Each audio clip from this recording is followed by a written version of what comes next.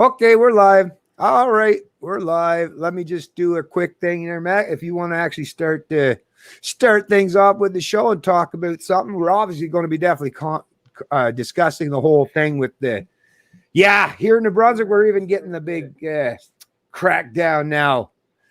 But in the interim, like I said, I'm going to share all these links so that people can come join us in the chat. And in the meantime, go ahead, Matt. Say what you want to start things off there, man. Well, as you guys can see, the name of the video, the choice is clear: compliance or defiance.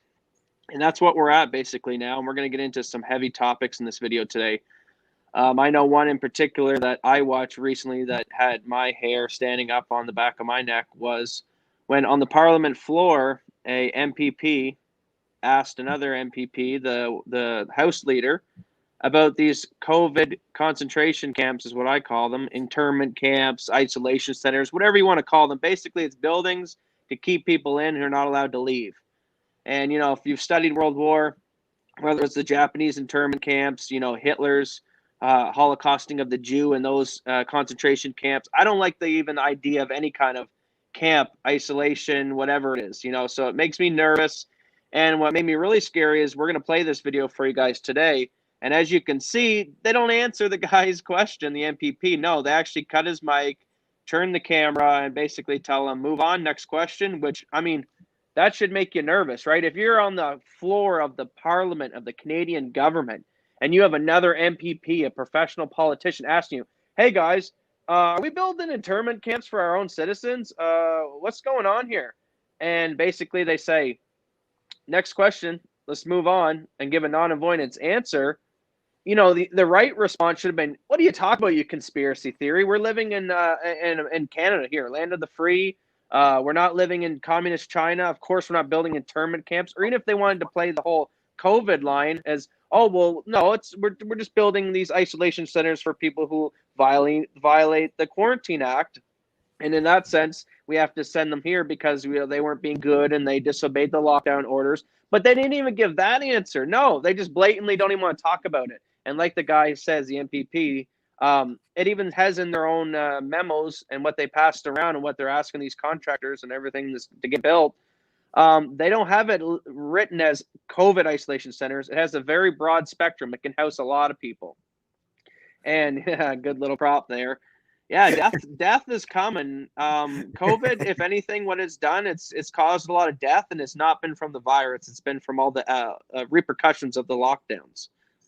Yeah, well, let me just mention when you're talking about the internment camps, and because we're going to be definitely talking about the mask mandate in New Brunswick, yeah, that pissed me off. It's like that shit's following me everywhere. I thought I escaped that nonsense when I left Ontario.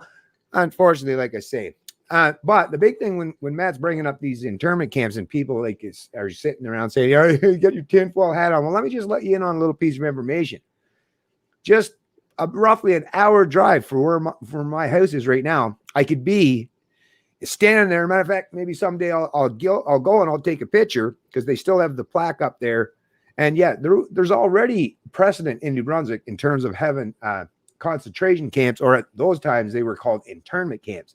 If you were of Japanese descent in Canada during World War II, yeah, you were rounded up and you were put in these concentration camps or internment camps because the government deemed you a potential threat or an enemy of the state. Not because you did anything wrong. Oh, no. You know how it works. Government's all about collective punishment. If you share, whether it's skin color, some superficial identifying factor, or let's just include people right now. If you're an anti-masker or anti-vaccine, well, once again, it doesn't matter what the reason or the excuses behind why you won't submit or comply. They'll just use that as a blanket reason to, once again, impose their will on you. And we're already seeing that today, like I say, in New Brunswick. And in New Brunswick, of all places, they have mask mandates imposed now in October. Is so fucking mind-numbingly insane. I just can't even express to you people. But I will give you one number, and I'll just hand it off to Matt to say a few things about this. But here's the one number you want to keep in the back of your head. Well, let me just say, so COVID's been out there, what? January, I think it was 25th, was the first case in all of Canada of reported COVID-19, a confirmed COVID-19 case. So January, we're in, like I say, October. So you're now at least a full 9 months into the COVID outbreak. Ooh, the scary COVID outbreak. In New Brunswick, like I say, here's the number you got to keep in mind. How many people have died from COVID in 9 months in New Brunswick? Two. How many total cases? Let me give you another number. There's been less than 300 entire cases for the entirety of that entire 9-month period in New Brunswick. So, but yet we have to be imposed with a mask mandate in all public places. Why? I'll get to the point of, or the reasoning behind Blaine Higgs, that piece of shit. And I hope not like he'd ever be watching this video because he might actually learn something. As a matter of fact, I'd probably trigger the old fucking authoritarian piece of shit. But in case someone around it or in his inner circle does, I'm going to be reading, like I say, the article, what the reasoning behind. And this just so resonated with me. Is like I say, growing up, and like I say, not all, hashtag not all boomers, but holy fuck, that collective punishment, that somebody does something wrong and you must punish everyone preemptively. I've seen that. I've grown up. I've lived that. That's my lived experience my whole life, is a bunch of old fucking boomers using the, oh, but what if? Oh, but what if? Oh, we got to do this because what if? Like nothing but fear mongering. I tell you, one thing I will say is if you got to live your entire life, now that's a detriment to me and my freedoms, but I'll tell you, it still pales in comparison to have to live in their fucking minds. I wouldn't want to live in the mind that's scared of everything around them. I don't know how these people, well, historically, I don't want to have a Mike Pence moment fly, so fuck off. No Mike Pence moment here, by the way. No, but anyways, like I say, I'll go on my own tirade and a little rant here later. But what are you thinking there so far, anyways, Matt? Like, what else did you want to bring up here? Like I said, just like you said, the ludicrous aspect of the numbers. The numbers are in, like, you know, when you watch movies in Hollywood when it's describing a pandemic, you know, some of these zombie movies or some of these 28 Days Later, or you name the film, you know, or just the whole aspect of being in a pandemic, you would expect there to be bodies dropping everywhere. Not to mention when this thing first came out of China, there was the whole propaganda push of COVID where you had people on the streets fainting in China, yet that never happened in the Western worlds. And yeah, we're 9 months into something and the numbers coming in, they keep always putting a spotlight on the cases. Well, if the virus, you get it, it's like a flu and you recover from it, then the cases to me don't matter. If 99% of people recover and a vast majority of them, those are asymptomatic and didn't even really notice they had it, who gives a shit about the case number? But they'll only always focus on the case number, never the death number. Why? Because the death number is peanuts. It's a joke. It's flatline. And, you know, it also makes me realize and wonder, like, what contributed to this virus that killed a lot of people at the first? Was it because it was new? Maybe it was because the hospitals were run so garbagely, because like we had all through America, you had the riots going on, you had the Black Lives Matter protests, you had massive gatherings during this pandemic where you had upwards of 50,000 people. I even shot a video in Kitchener, my town in Ontario, and we had 30,000 people at that for the Black Lives Matter thing. So there's been all kinds of people out moving around through the protest movement, supposedly. And you'd have to assume they're spreading the virus in those massive demonstrations, because in one breath they're like 6 feet, wear a mask, but yet in the protest you can be all next to each other chanting and screaming, which means you're breathing and spitting. So clearly the virus is out there spreading around, but we're not seeing the death numbers. So either two things are happening. One, everyone's now immune, who cares? So no need for vaccines and pushing it. Or two, the death numbers in the first place that originally started were fabricated, misdiagnosed, or maybe even as a result from everyone being put on the ventilators and these stupid medical practices that led to people being worse off, maybe. But the virus clearly is not that deadly. You just need to walk around in public and see everything looks fine. People aren't falling over dead. It's a joke. And the whole mask thing, to me, I think the whole concept, if COVID-19, its whole thing is it's a virus, it's easy spreadable, but because people have a good immune system, majority of people recover from it. So what's the government do? Let's implement measures to weaken the immune system. How do you want to weaken the immune system? Well, if you constantly are washing your hands every 5 seconds with alcohol all the time, and you're just living in an extremely clean environment all the time, and you're not getting yourself susceptible to germs, which helps build an immune system. The whole concept of a vaccine is to give you a dose of that virus in a small strand in order to give you an immunity to it. So what's that teach us? Basic biology. You need to get dirty once in a while to build your immune system. And this whole virus is stay inside, stay out of the sun, don't go around anyone, wash yourself like crazy, wash your hands 10,000 times a day, and put a face diaper over your face where you're constantly breathing in and out your own supposedly virus or this respiratory disease. So it almost seems to me like the virus was a major fail for them because it didn't kill a lot of people. But the measures they're implementing, which is a cleanly environment and then weakening your immune system through all these things I just told you, will make the next year's virus, whether it's just the basic flu or another COVID strand released, that in that case, you'll have higher death numbers each and every year because people are losing their immune systems by these stupid COVID lockdown measures. And then it's what's this word all we hear? Problem, reaction, solution. They create the problem, the COVID-19, it gets released out of a lab. A lot of science and a lot of people are coming out and saying that that's where it came from. These people were looking at these bats. Okay, the COVID-19 coronavirus comes from a bat. This bat lives in a cave. It doesn't just fly around mid-daylight. How many times do you see bats flying around in daytime, right? So bats usually live at night. They live in caves. This is basic animals talk here. Okay, so these scientists had to go to these caves, go to these dark areas, and find these bats with this coronavirus.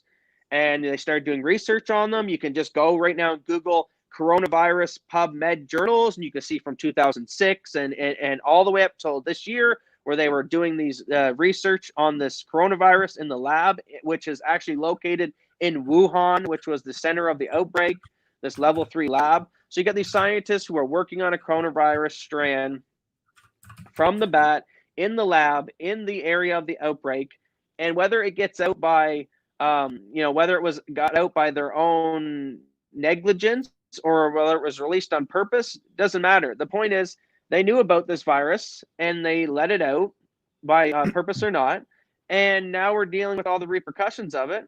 And I think it's all strategic, all the lockdowns, because like I said, it's all to weaken the immune system. So that's my thoughts. I got a lot of thoughts I want to go off on that, but I don't want to jump off too far of the topic. I was rambling there. No, that's all good. I will just say, if there's anyone that has joined the stream so far, it looks like it's pretty quiet in the chat. But if you have, maybe it would be if I could ask you to share the link with a few people and maybe try to get a few people in the stream. But anyways, before in the interim, I just wanted to bring this up, and I just posted it now. The expression now, who you can attribute to, once again, we've heard that Thomas Jefferson is supposedly a quote from Thomas Jefferson, although that's been disputed. And there's other people who suggest it might have been, who's this other person? James Jackson. Yeah, James Jackson, Major General James Jackson. But either way, who was the original source? That, I guess, is still open to interpretation, up in the air. But at the very least, it's the quote that matters most. And the quote, like I say, the price of liberty is eternal vigilance. And well, eternal vigilance is the price of liberty, is how the quote actually goes. It's properly phrased. But if you think about it, that is the truth. And when I hear people, and I still hear this from people from time to time when I speak to people out in public or even online, and they'll say, yeah, but Canada's a free country. And what they're doing is they're repeating and regurgitating the kind of rhetoric they heard from people in the past, right? Just like the U.S. Like the U.S. was a free country, and it was set up to be the freest country on the planet. If you read the Constitution, right? Same within Canada. If you read the Bill of Rights, it looks like we should be, on paper, free countries. But once again, that only rests and relies on, these are all just words written on parchment or paper or on a computer screen. They don't mean shit. They're absolutely absent and void of any meaning without that eternal vigilance on behalf of the citizens of the country to uphold and maintain them. If you lack the vigilance, if you lack your willingness to stand up in full defiance of authoritarianism and in full defense of that liberty, then your liberty ceases to exist. Like I say, to believe today that Canada is this free country as it was originally set up, if you go back 150 years or so, is to completely live in a delusional world. And the people that repeat and regurgitate that, and I've said this in the past too, sound like one hell of a boring person. Because if you live in this country, if you've aged to any particular time, let's say you get to the point where you're 40 or 50 years old, you've never been in trouble with the law, you've never felt that authoritarian streak or that heavy hand of the state or those who represent the judicial system, it means that you are one hell of a boring compliant, conformist person. And unless you want everyone else in your citizenry and your country to race down to that level of conformity, to be the biggest or the most obedient slave, to adopt that kind of slave psychology, then just admit the fact that that pretense of freedom, it's long gone. It's a have been. It's a forethought, or it's a actually, at this point, it's a fucking distant memory. You do not live in this country that you think, or your parents or your grandparents, and in particular, anyone who went to fight in the wars, the great wars, of World War I or World War II. Yeah, those people went to fight for those freedoms because they even recognized the erosion of freedoms and the potential downfall of those freedoms and liberties that those people in the past that they knew, their forefathers who have fought for. So once again, it is that eternal vigilance. And what are we seeing out there today? Is there eternal vigilance? No. There's a very, very tiny, small band, some subsection of the Canadian society, people like me and my son. Matter of fact, my immediate family, the fucking scariest part here's what the scariest part, although I'm quite proud of this particular statistics. And here's a number that you can stick in your fucking bowl and smoke it. Just in my immediate family, there's at least a half a dozen people who would identify as full-on philosophical libertarians and anarchists. You know, there's fucking people that could go canvass their entire cities, their entire neighborhoods, and wouldn't be barely find 6 fucking people. So apparently my family and what, the way we, interact, engage, and adopt our fundamental philosophical underpinnings and understand freedom, we seem to have a very firm grasp of this and the importance of it. And why? Because it starts, once again, it's all about leadership. It's all about actually, not just talking the talk, but walking the walk. But as we're seeing out there in this country, this vast, massive country of Canada, we are a very, very tiny, small minority. And that's a scary proposition when you're seeing these kinds of mandates, because once again, I'm more than willing to stand in full defiance and in defense of my freedoms. But by the fuck, it really pisses me off to think that I'm basically going to be stand alone, or the only people who are going to be sacrificed at the altar of liberty are me and my goddamn family. So let's see and hear from more and more Canadians who are willing to adopt that kind of mentality, that kind of psychology, and start, showing some real, not just resilience, but some gumption, some willingness, some courage to actually stand in defiance. And at this point in time, we're just talking about words. People need to stand up. If you work in a grocery store, like people like my wife, you need to be standing up. They want to impose masks now on people in New Brunswick. And if you live in New Brunswick or any province, you know that they spent what, three or 4 months patting the back of these people. Oh, you're the frontline workers. Oh, you're a hero, right? Oh, here's $2 to show that we really appreciate you being there, to make sure we have food in our bellies. And what they do, they took that away. And that was actually when, the case rates are much, much higher. It was new. The virus was quite novel at the time. And there was that fear factor that people were like, oh, we don't know, so let's err on the side of caution. We're so far beyond that now. Like I say, 2 people have died in New Brunswick. And yet they want to, over the course of that entire time, and now they choose, and I warned this, that's another thing, people that, I don't know who the fuck it was that voted fucking Blaine Higgs to give him his conservative majority, but yeah, like I say, this is an uncomfortable truth. That's people in your fucking family. That's your neighbor.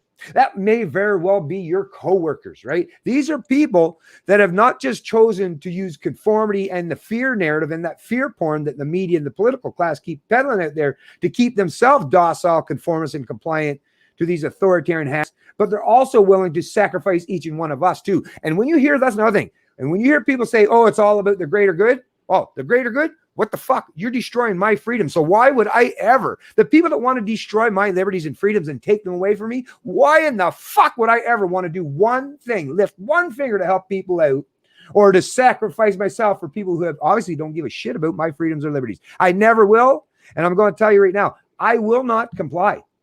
No matter where the hell I go, and if I'm refused service, I just won't go use the service of that business. I will find a way to get out and around, just like I've done my whole goddamn life. And yes, sometimes it means short-term pain for myself, but you know what? It's worth it, because I know and I recognize that there's a long-term gain that's going to be beneficial eventually, or at least I sure shit hope so. But I'm not going to submit, and I'm not going to comply, and I suggest that you don't do it either. Otherwise, and especially if you have kids or grandkids, if you choose to submit and comply to this kind of bullshit now, you have basically ensured that your offspring are going to have one hell of a fight on their hands to try to gain back the freedoms that you so easily gave away. Yeah, it's like, you're sinking in quicksand and it's probably easier to get out once you're only up your ankles. So each Mm. year that we go by, each more tyranny creeps in, you're getting further down in the quicksand. What are you going to wait till it's up your neck and, oh shit, I got no other point. It's going to now engulf me. I'm going to fight now. Well, it's a lot more. You're going to have to fight extra hard at that point if you would have just nipped it in the bud at an earlier date. And what I want to get to, um, we'll have to play the video of the concentration camps for sure. Okay, but do you want me to? Let me do this whole New Brunswick thing, and then we'll skip on past because I really wanted to cover this really quick, and I got just a few things I want to share, and then we can go off on a couple other things. All right, is that cool? Yep, that's cool. Okay, so let me just so this one here, share screen. Just gonna read this While you're article. doing that, I'll say some things actually, because you were talking about leaders and a lot of sheep will follow in these mandated masks, and you're not going to follow them yourself. But I would say to most people, these are the years of what's going to make and break the leaders, and the leaders really need to come out of their shells and lead and do what they need to do to make this tyranny get pushed back. Because point me a point in time in history where the leaders of freedom were popular at the time, right? They stapled Jesus to the cross, they nailed him to the cross. The time Martin Luther King's walking through the streets arm in arm with his black people, during that time he wasn't that popular. The vast majority of America didn't love him at the time.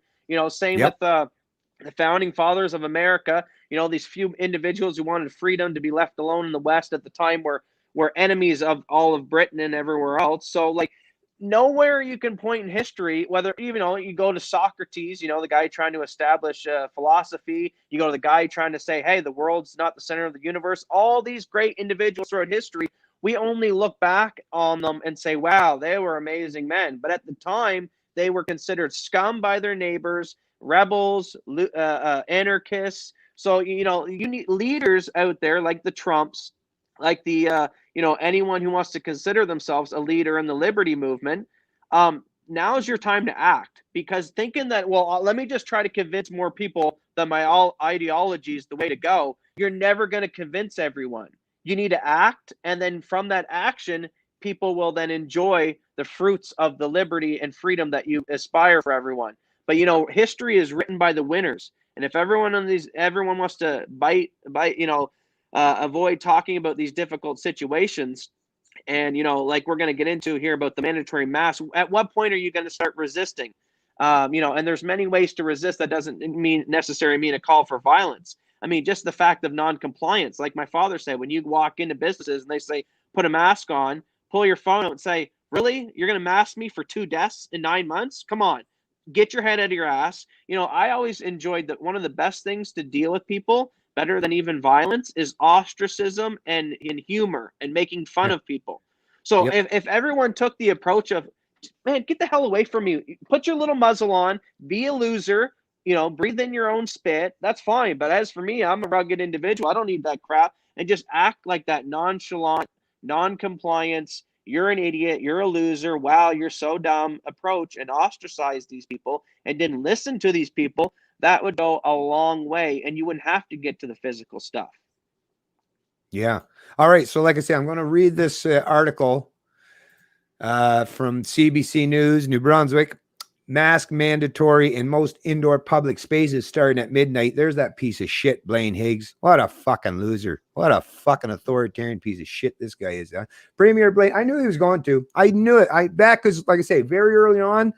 Now, fortunately, we had the People's Alliance that had the 3 seats, and Blaine Higgs Conservatives only had 22, and you need 25 to form government in this province. It was those 3 seats of the People's Alliance, and every time Blaine Higgs tried to fucking come up with some of these authoritarian measures, it was the People's Alliance who stood in full defiance of those mandates and held back that kind of authoritarianism, that gradual creep into this province. But once again, Blaine Higgs, he figured he had the political narrative was just right. The case counts were so low, and he was making the gamble that, oh, it looked like I did such a great job, right? So let me go out there and tell how such a great job I did. And sure enough, the fucking people of New Brunswick fell for it, hook, line, and sinker, which just goes to tell me once again, like, people are so susceptible to bullshit. I mean, if you're willing to believe what these politicians say, like, what the fuck? Like, no, really though. Two people that you should understand in life. If you're an adult and you don't understand that lawyers and politicians lie for a living, then you got a serious fucking problem. And if you trust these people, well, then the rest of us have a serious problem too, because you fucks have the ability to vote. This is the problem with fucking people thinking that you have the ability or you have some kind of right to vote. People think that they just show up a number. Once again, what's this? We're back into the dark days where it's fucking the pitchfork wielding mob. And if you can get the majority of them that recognize that she's a witch, man, let's go burn her at the stake, right? That's what we're living today. No fucking common sense, no reason, no adherence to or respecting other people's fundamental inherent rights. No, it's just the majority of the mob rule says, oh, we don't like what these other people do. So like I say, not only are they willing to bring out the pitchforks, but they're willing to like force people to put a muzzle on because of 2 deaths, 2 days over the course of 9 months in this province. Anyways, like I say, so Blaine Higgs says not enough people are following rules. Yeah, listen to that, folks. That's a little sneak peek as to why Blaine Higgs chose to mandate masks in this province. Like I say, could you imagine being this piece of shit's fucking kids, right? Oh, you're not following. You're not doing everything I say. Oh, I'm going to fuck you up. Oh, I'm going to fuck you up good. You better do what I say, you little piece. It's might makes right. And trust me, from that baby boomer cohort, that is all they think. They breathe, eat, drink, sleep, fucking shit, fart, and piss. Is you better do as I say. You better respect my authority. And that's, like I say, they bring it not just into their personal lives, but they bring it into the political realm as well. And this was reported by Bobby Jean McKinnon on October 8th, 2020. Masks will be mandatory in most indoor public spaces in New Brunswick, regardless of whether physical distancing can be maintained as of midnight Thursday, Premier Blaine Higgs has announced. The decision comes as 3 new cases of COVID-19 have been confirmed, bringing the total number of active cases in the province to 24 in the entire province.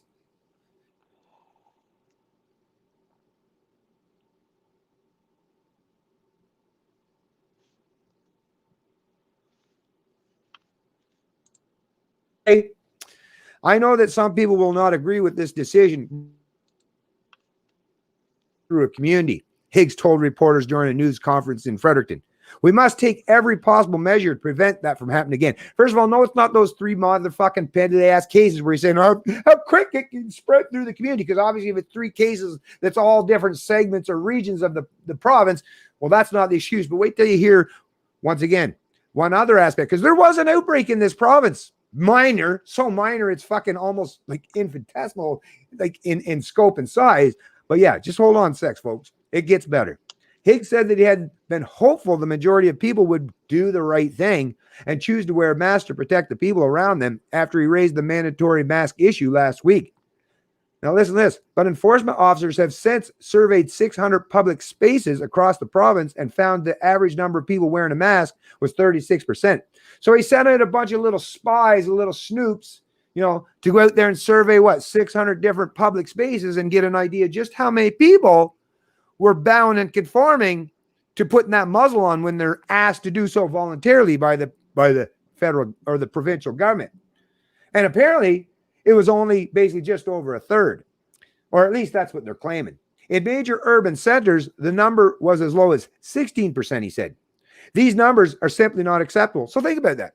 He's saying that only 16% of New Brunswickers were wearing masks in the major urban centers, which is where all these outbreaks take place. They don't happen in rural areas, in case you haven't noticed. But even in overall, when you include rural areas, it was 36%. So that's saying a very, that's a minority, not a majority. A minority of people are wearing masks. Yet New Brunswick has managed to, over the course of the entire 9-month period since COVID-19, the outbreak began, has managed to keep the rate so low that in total, only 200? Let me give you the number right now. Total case counts. Total cases.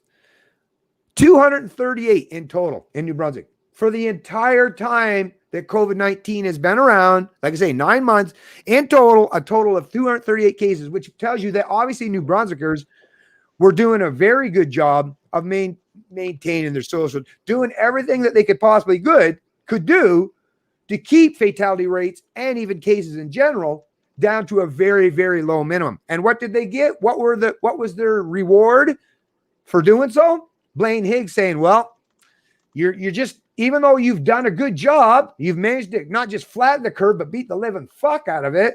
And we basically have nothing to talk about. Like I say, 2 deaths, and the last death was back in June, and a few active cases now. But once again, nobody's dying. But once again, what is Blaine Higgs' response to that? Is to impose a mask mandate regardless. Like, think about what kind of authoritarian mindset you have to do it when people are already showing that not only they, doing the right thing, but the proof is right there in the numbers. The places where masks will now be mandatory include public spaces where the public and employees interact, such as retail businesses, malls, service centers, places of worship, restaurants, and bars, except while eating. Organized indoor gatherings in public spaces, such as weddings and funerals. Common areas such as lobbies, elevators, and hallways, and public shared spaces, including those in private sector and government workspaces, and as well as public transportation. Continuous mask use will be required in seated venues even when there is 1 meter physical distancing. Previous existing mask policies continue to apply in hospitals, healthcare settings, public schools, and early childhood learning facilities. We recognize, now listen to this, folks. We recognize this is a major announcement, and businesses and individuals may need time to adjust, said Higgs. But people are asked to comply immediately to help keep the province in the yellow phase. The government will never be able to enforce mandatory mask use across the province in a way that's necessary to ensure we look after each other, he said. So he's admitting it's a 0% chance of everyone, of these mandates actually protecting everyone. Just like with mandatory minimum sentences for drink driving and fucking people up like myself. You're never going to prevent bad people from doing bad things. And he even admits it right here, but he's going to do it anyways.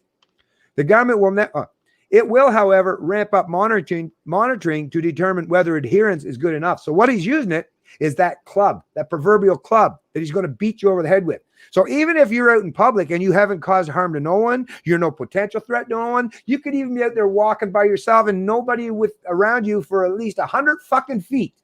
But if you don't submit, if you don't comply, they're still going to be willing to write you up as one of those tickets. And in New Brunswick, let me let you know a little piece of information before I even read on to this. The fines start at, I think it was $280, and it goes up to over $1,000. But here's the kicker in New Brunswick, just to show you how extra authoritarian they can be in this province. Well, if you decide you want to take that to court, like some of the people are doing in Ontario and Quebec, and you've seen rebel news media out there and fighting the tickets and defending a lot of people. Well, in New Brunswick, if you choose to do that, if you choose to call up rebel media, ask Ezra or David Menzies, hey, can you guys help me out here? I got a ticket. Well, if you choose to fight that ticket in New Brunswick, that comes with the risk of your fine being increased to a potential of up to $10,000. How you like them apples, right? So if you dare to challenge it in court, they will actually increase your potential for your fine to really slap your hands and tell you, no.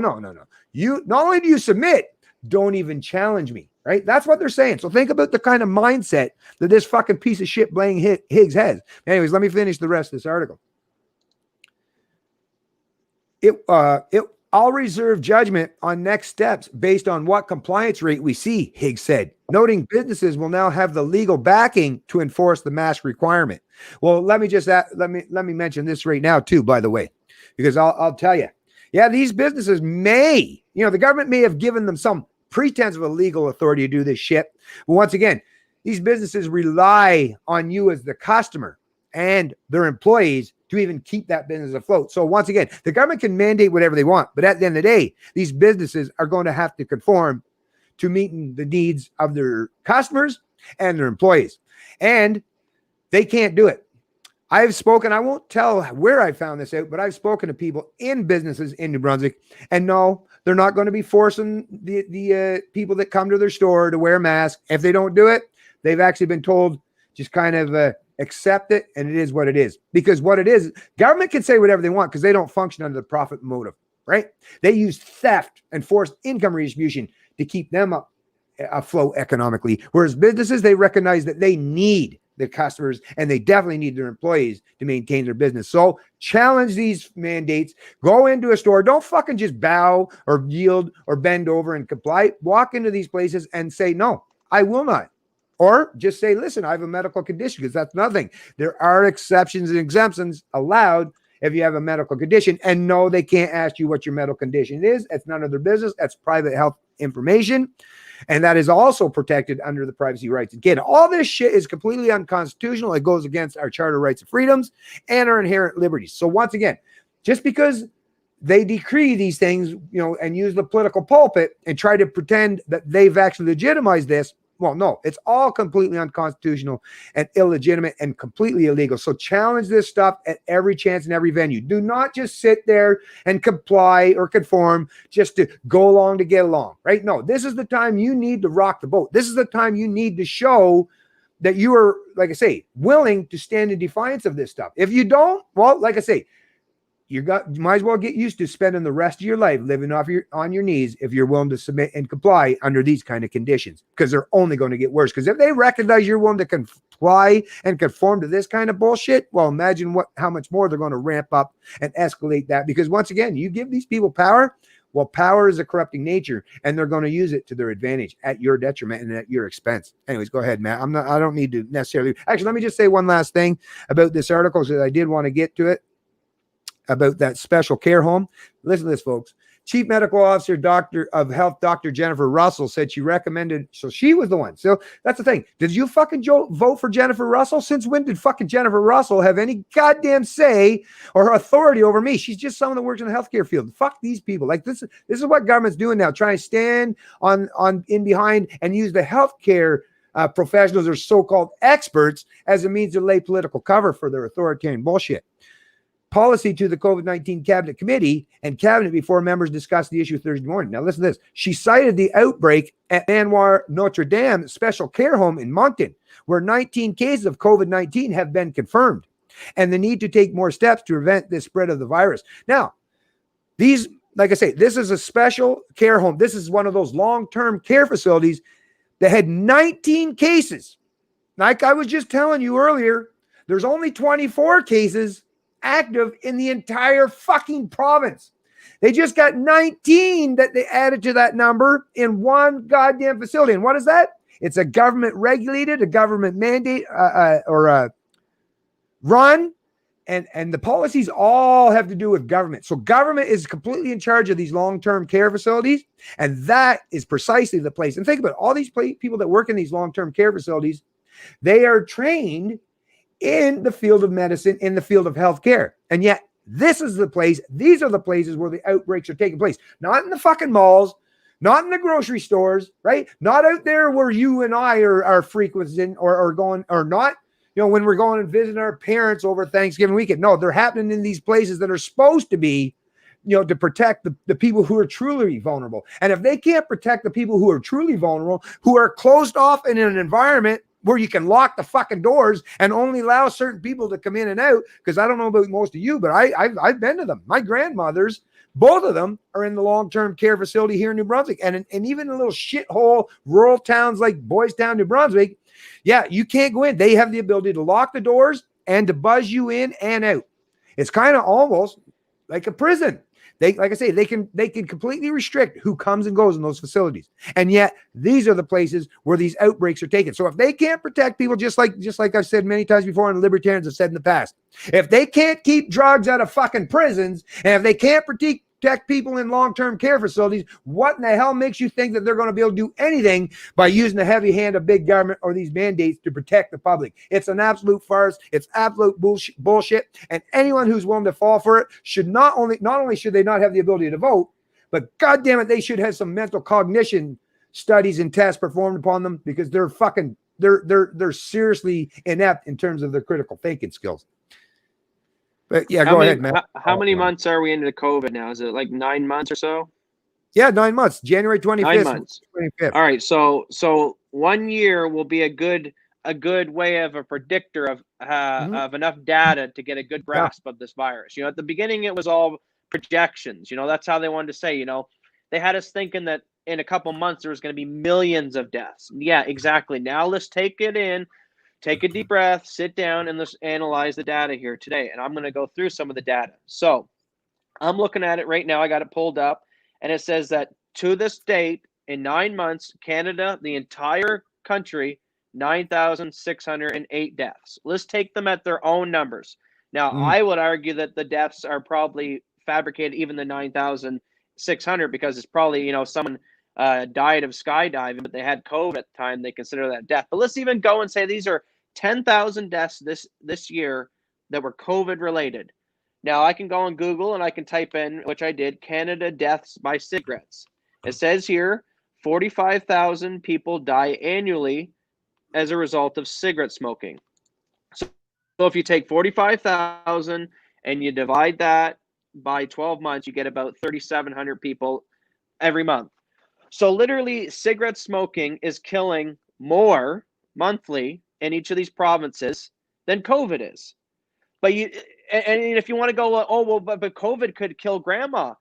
You go right now and Google how many people die from secondhand smoke. It's about 900 people a year die from secondhand smoke. So it's nothing to do with deaths. It's all to do with control. And people are starting to realize that. And that's why everyone's getting upset and pissed off and getting anxious to get out of the lockdown, because the numbers were lied. We were lied to. Originally, if it was going to be 2, 3, 4, 5 million people start dropping off like flies everywhere you walk into the grocery store and people are falling over and dying like it's the Black Plague, okay, then maybe the lockdowns might be a good idea. And most people would use common sense and do that and take those precautions. But because people know the numbers, that's why, like my dad said, 70% or so people aren't even putting on the mask if they don't have to. You still see the protest movements. You still see the Black Lives Matter, the riots, and all that kind of stuff. People know it's a joke. And they go out there, they get this virus supposedly, and 99% of them recover, and most of them are asymptomatic. So, once you start breaking down the numbers and you realize that, okay, so the government doesn't put us in lockdown because we smoke each year, and locking down the global economy, the repercussions, let's get into that. I wrote down some of them. The repercussions of locking down the economy is going to kill upwards of 100 to 150 million people this year from starvation. Okay. Globally, 150 million people die anyway from starvation. But this year, in addition to that 150 million, another 150 million. So we're looking at 250 to 300 million people this year are going to die because they don't have enough food. So look at how much work that all these global governments went around. They got all this PPE. They spent billions of dollars in all this aid. And you've seen them mobilize. Like even Trump says, we mobilized kind of like we were in World War II to fight the COVID, to flatten the curve. Well, why can't they mobilize that way to address the 150 million people that are going to die from basic not eating, not having something in their belly? So they can't mobilize the globe to save 150 million, but they can mobilize the globe to save 200,000 of COVID deaths, supposedly. It's a joke. The numbers don't add up, right? It's clear.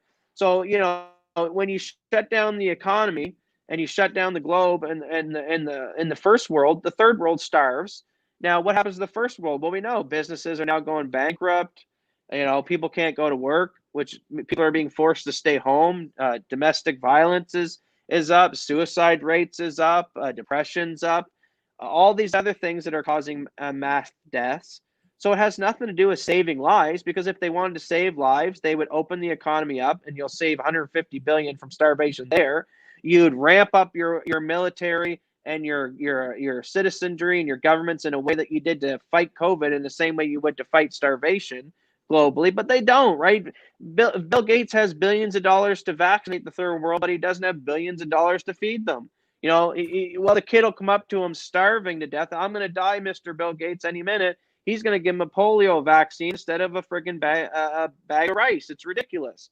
So it's all about control. It's all about conformity. And me and my father have been blowing the whistle on this stuff for over a decade. I've been researching it for over a decade. I've only been on the political or in the public eye for maybe, half of that. But we've known it. We've seen it coming. And that's the thing. The more time you put into it, the easier it is to understand. I always explain it to my friends who are not very political. It's like, those optical illusion photos that when you look at them, you see a bunch of different things. And then once you point, hey, do you see the double face there? Or you point out the optical illusion to you and your friends. Now, every time you look at the photo, you can see the optical illusion. You can see the magic and you can see the, Well, that's the same way that tyranny works and undercover and studying the way that the government works and how these politicians want to control us. We've been shown now, me and my father researched this for 10 years, and everything has shown now. Every time we look at anything the government does, we see the optical illusion. It's not about saving lives. It's always about control. It's always about taking more freedoms and rights away. And we've been doing this for so goddamn long. It's frustrating.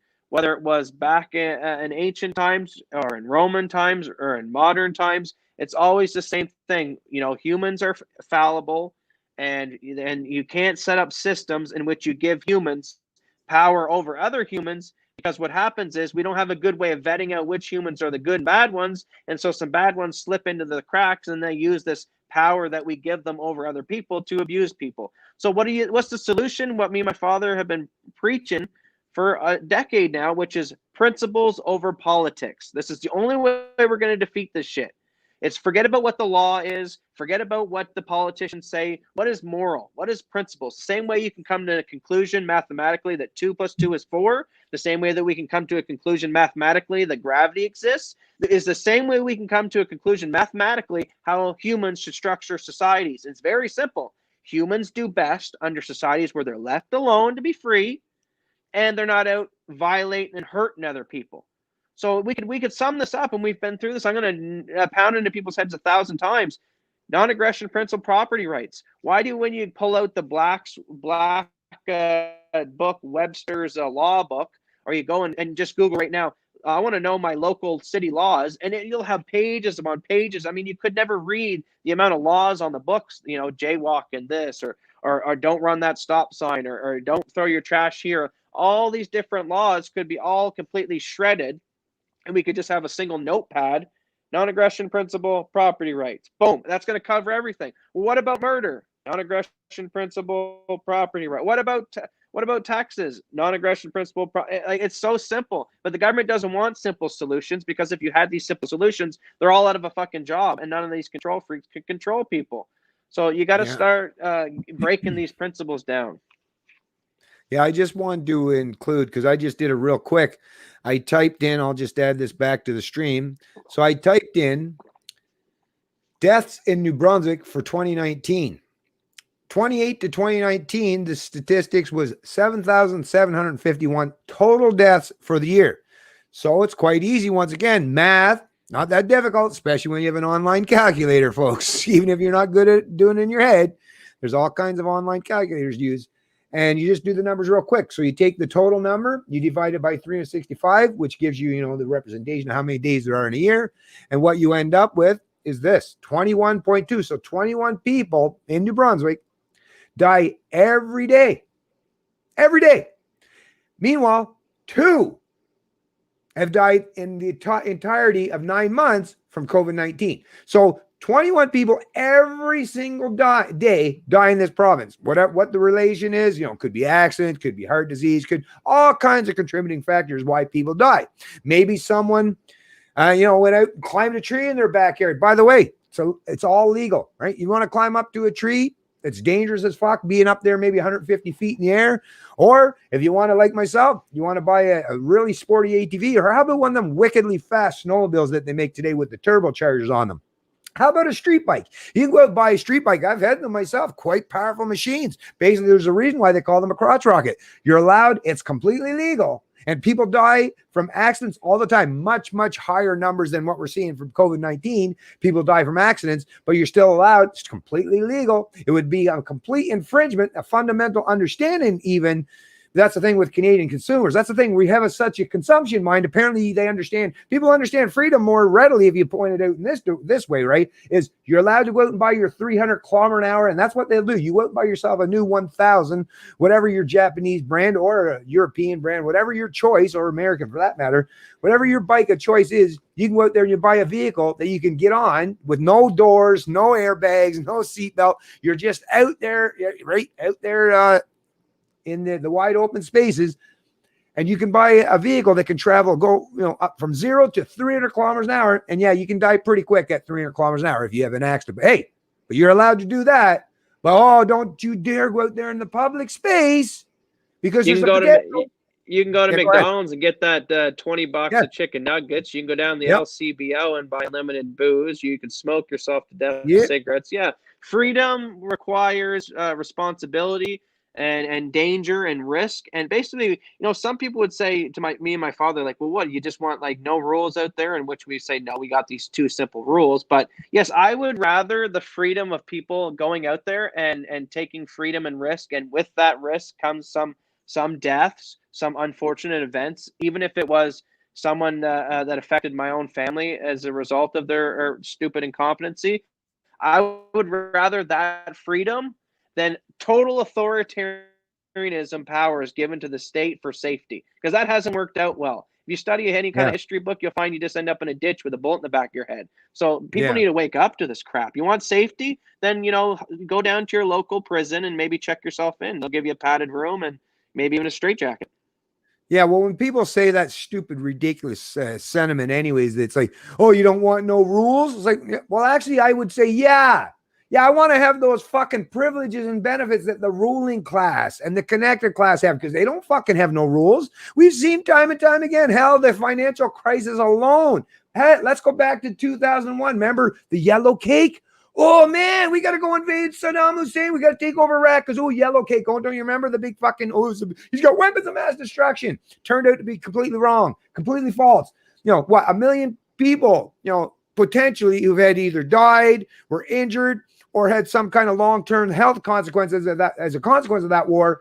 But who was held to account? Anybody going to jail? Anyone behind bars? No. So there's no rules for the rulers, is there? Or how about, like I said, how about the financial crisis? Oh, we have to protect the entire globe from this massive meltdown, this financial crisis, because of the bad acts of all these white collar criminals that are in control of the economic and the monetary system, or these big corporations or the banksters, right? Oh, but they all got away with fucking destroying trillions of dollars worth of wealth in Western societies. Who went to jail? Nobody. Matter of fact, the only one that got charged criminally for anything that had to do with economic malfeasance was Bernie Madoff. And the only reason why he was charged is because he fucked over other rich people and took their money. If he had done the same kind of scheme like the rest of them and just stole from the plebs, the peasants, the serfs, the slaves like us, he wouldn't have fucking gotten any in trouble either. The only reason why he got in trouble is because, yeah, that's the thing when you're part of the elite, when you're part of the ruling class, or you're one of the rulers, yeah, they don't function on rules. And if you fuck with their shit, well, then they're going to come after you and they're going to retaliate. That's the only time. But hey, do whatever the hell you want as long as you don't fuck with each other. So they function, like I say, the ruling class,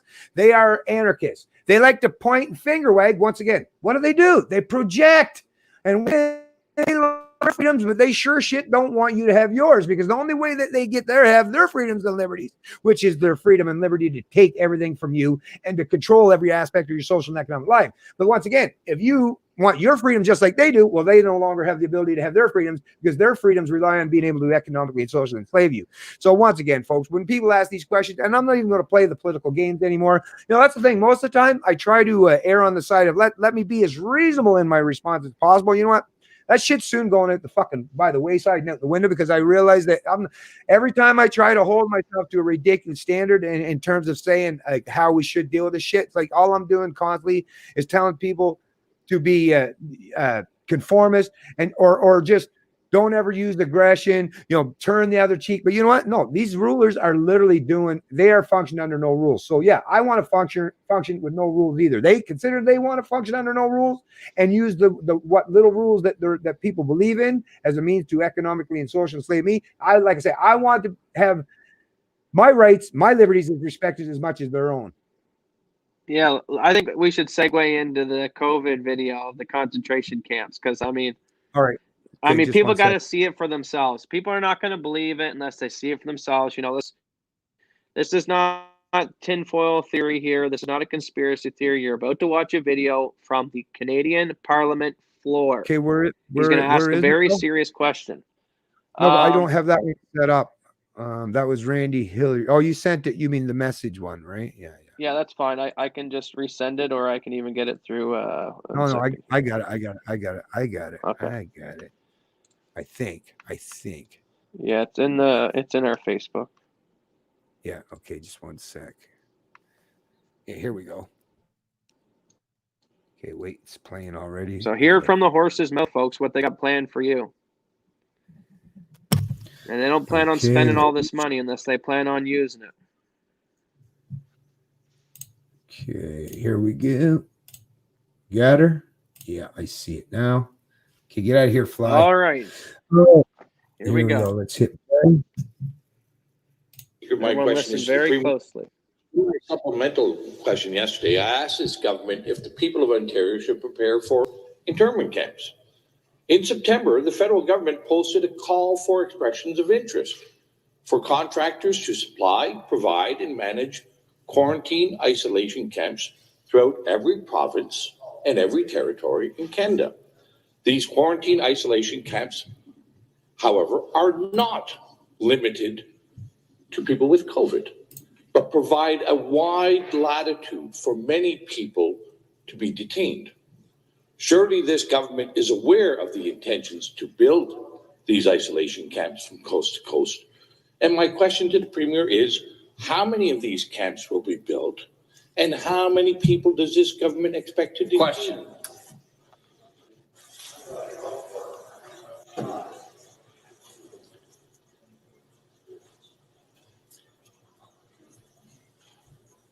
Government House Leader. Thank you, Mr. Speaker. It is very true that when people leave the country and when they come back in, that the province is suggesting, and the federal government, in cooperation with the federal government, we are suggesting that people isolate themselves. That has been a practice that has been very successful, not only here in the province of Ontario, but across Canada. And we will, of course, be redoubling our efforts to make sure that the people of the province of Ontario remain safe, Mr. Speaker. So if the member is referring to the fact that that one of the public health policies is that when you return from a jurisdiction outside of the province of Ontario or from another country, that you isolate yourself for 2 weeks, I would suggest that has been a good policy that's been working. In fact, this House has been doing the same thing since we came back. We are working in cohorts to make sure that the Legislative Assembly can continue to operate. That's why we have 2 separate cohorts, Mr. Speaker. Response. With the cooperation of the official opposition, that is why all members of the independents have been excluded from that cohort, because we want them to be able to participate in debate. So we'll continue to do everything in our power to make sure that this House continues, but that the people of the province of Ontario and Canada are kept safe. Supplementary question. Again, thanks to the Premier. Here's the RFP. And in the RFP, it uses clear language to express that these camps can be used for a broad spectrum of people, not limited to travelers. Indeed, it doesn't even mention international travelers. It's just a broad latitude of people. And I'll send over the copy of the RFP after. So your government must be in negotiations and aware of these plans to potentially detain and isolate citizens and residents of our country and our province. So, Speaker, to the Premier, where will these camps be built? How many people will be detained? And for what reasons? For what reasons can people be kept in these isolation camps? And I'd like to have the Premier assure the people of Ontario. Member, take a seat.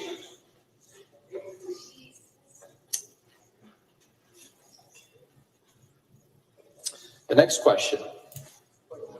So as you see, they literally cut his microphone off, turned the camera, and said, next question, skipped right over it.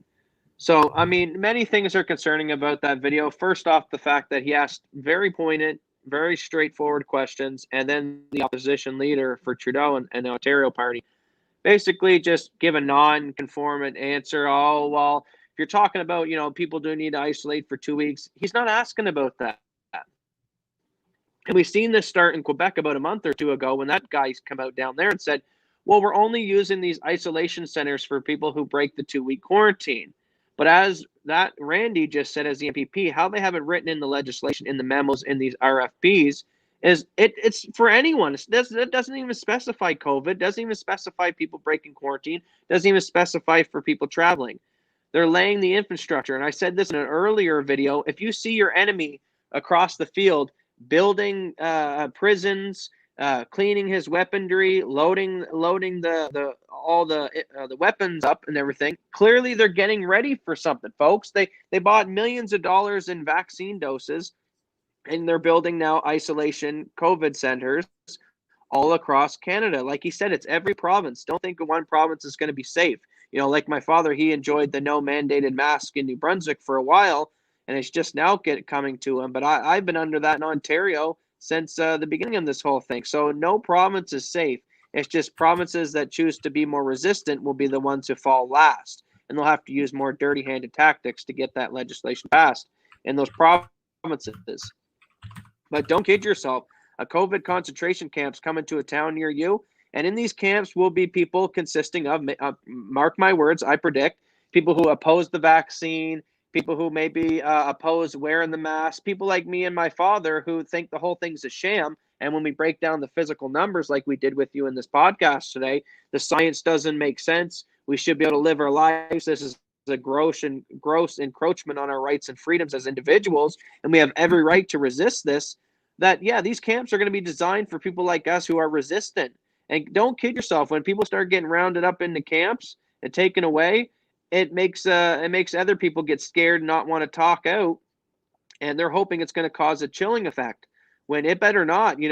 Why I think they didn't want to answer any of his questions is because, yeah, we need to blow the whistle on this. This is, I think, one of the biggest stories in Canada right now, and we need to find out, like you said, to build these COVID isolation centers requires contractors. It requires bricklayers, roof people to build the roof, people to lay the plumbing, electrical work. So it's a big project to get these buildings built. Where are the whistleblowers? We want you guys to come out right now and talk about these things. Where are they being built? We need to get cameras on them. Reporters need to cover these stories, and we need to start asking this question to the leaders here in the parliament. Why the hell are these things being built? This reeks of Germany concentration camps for the Jews, and this reeks of the Japanese concentration camps in Canada, residential homes, residential schools for the natives. I mean, don't kid yourself. Like you said, throughout history, government has used these things to basically put a bullet in your head if you're resistant, force vaccinate people. This is sick. This is the biggest news story of our day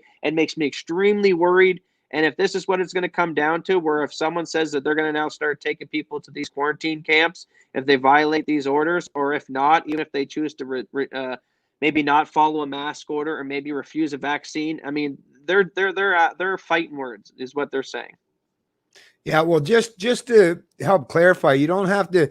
That's the thing. We don't have to use places like Germany or Russia. Really, if you do a little brushing up on your history, you can use your own goddamn country. But that's the thing.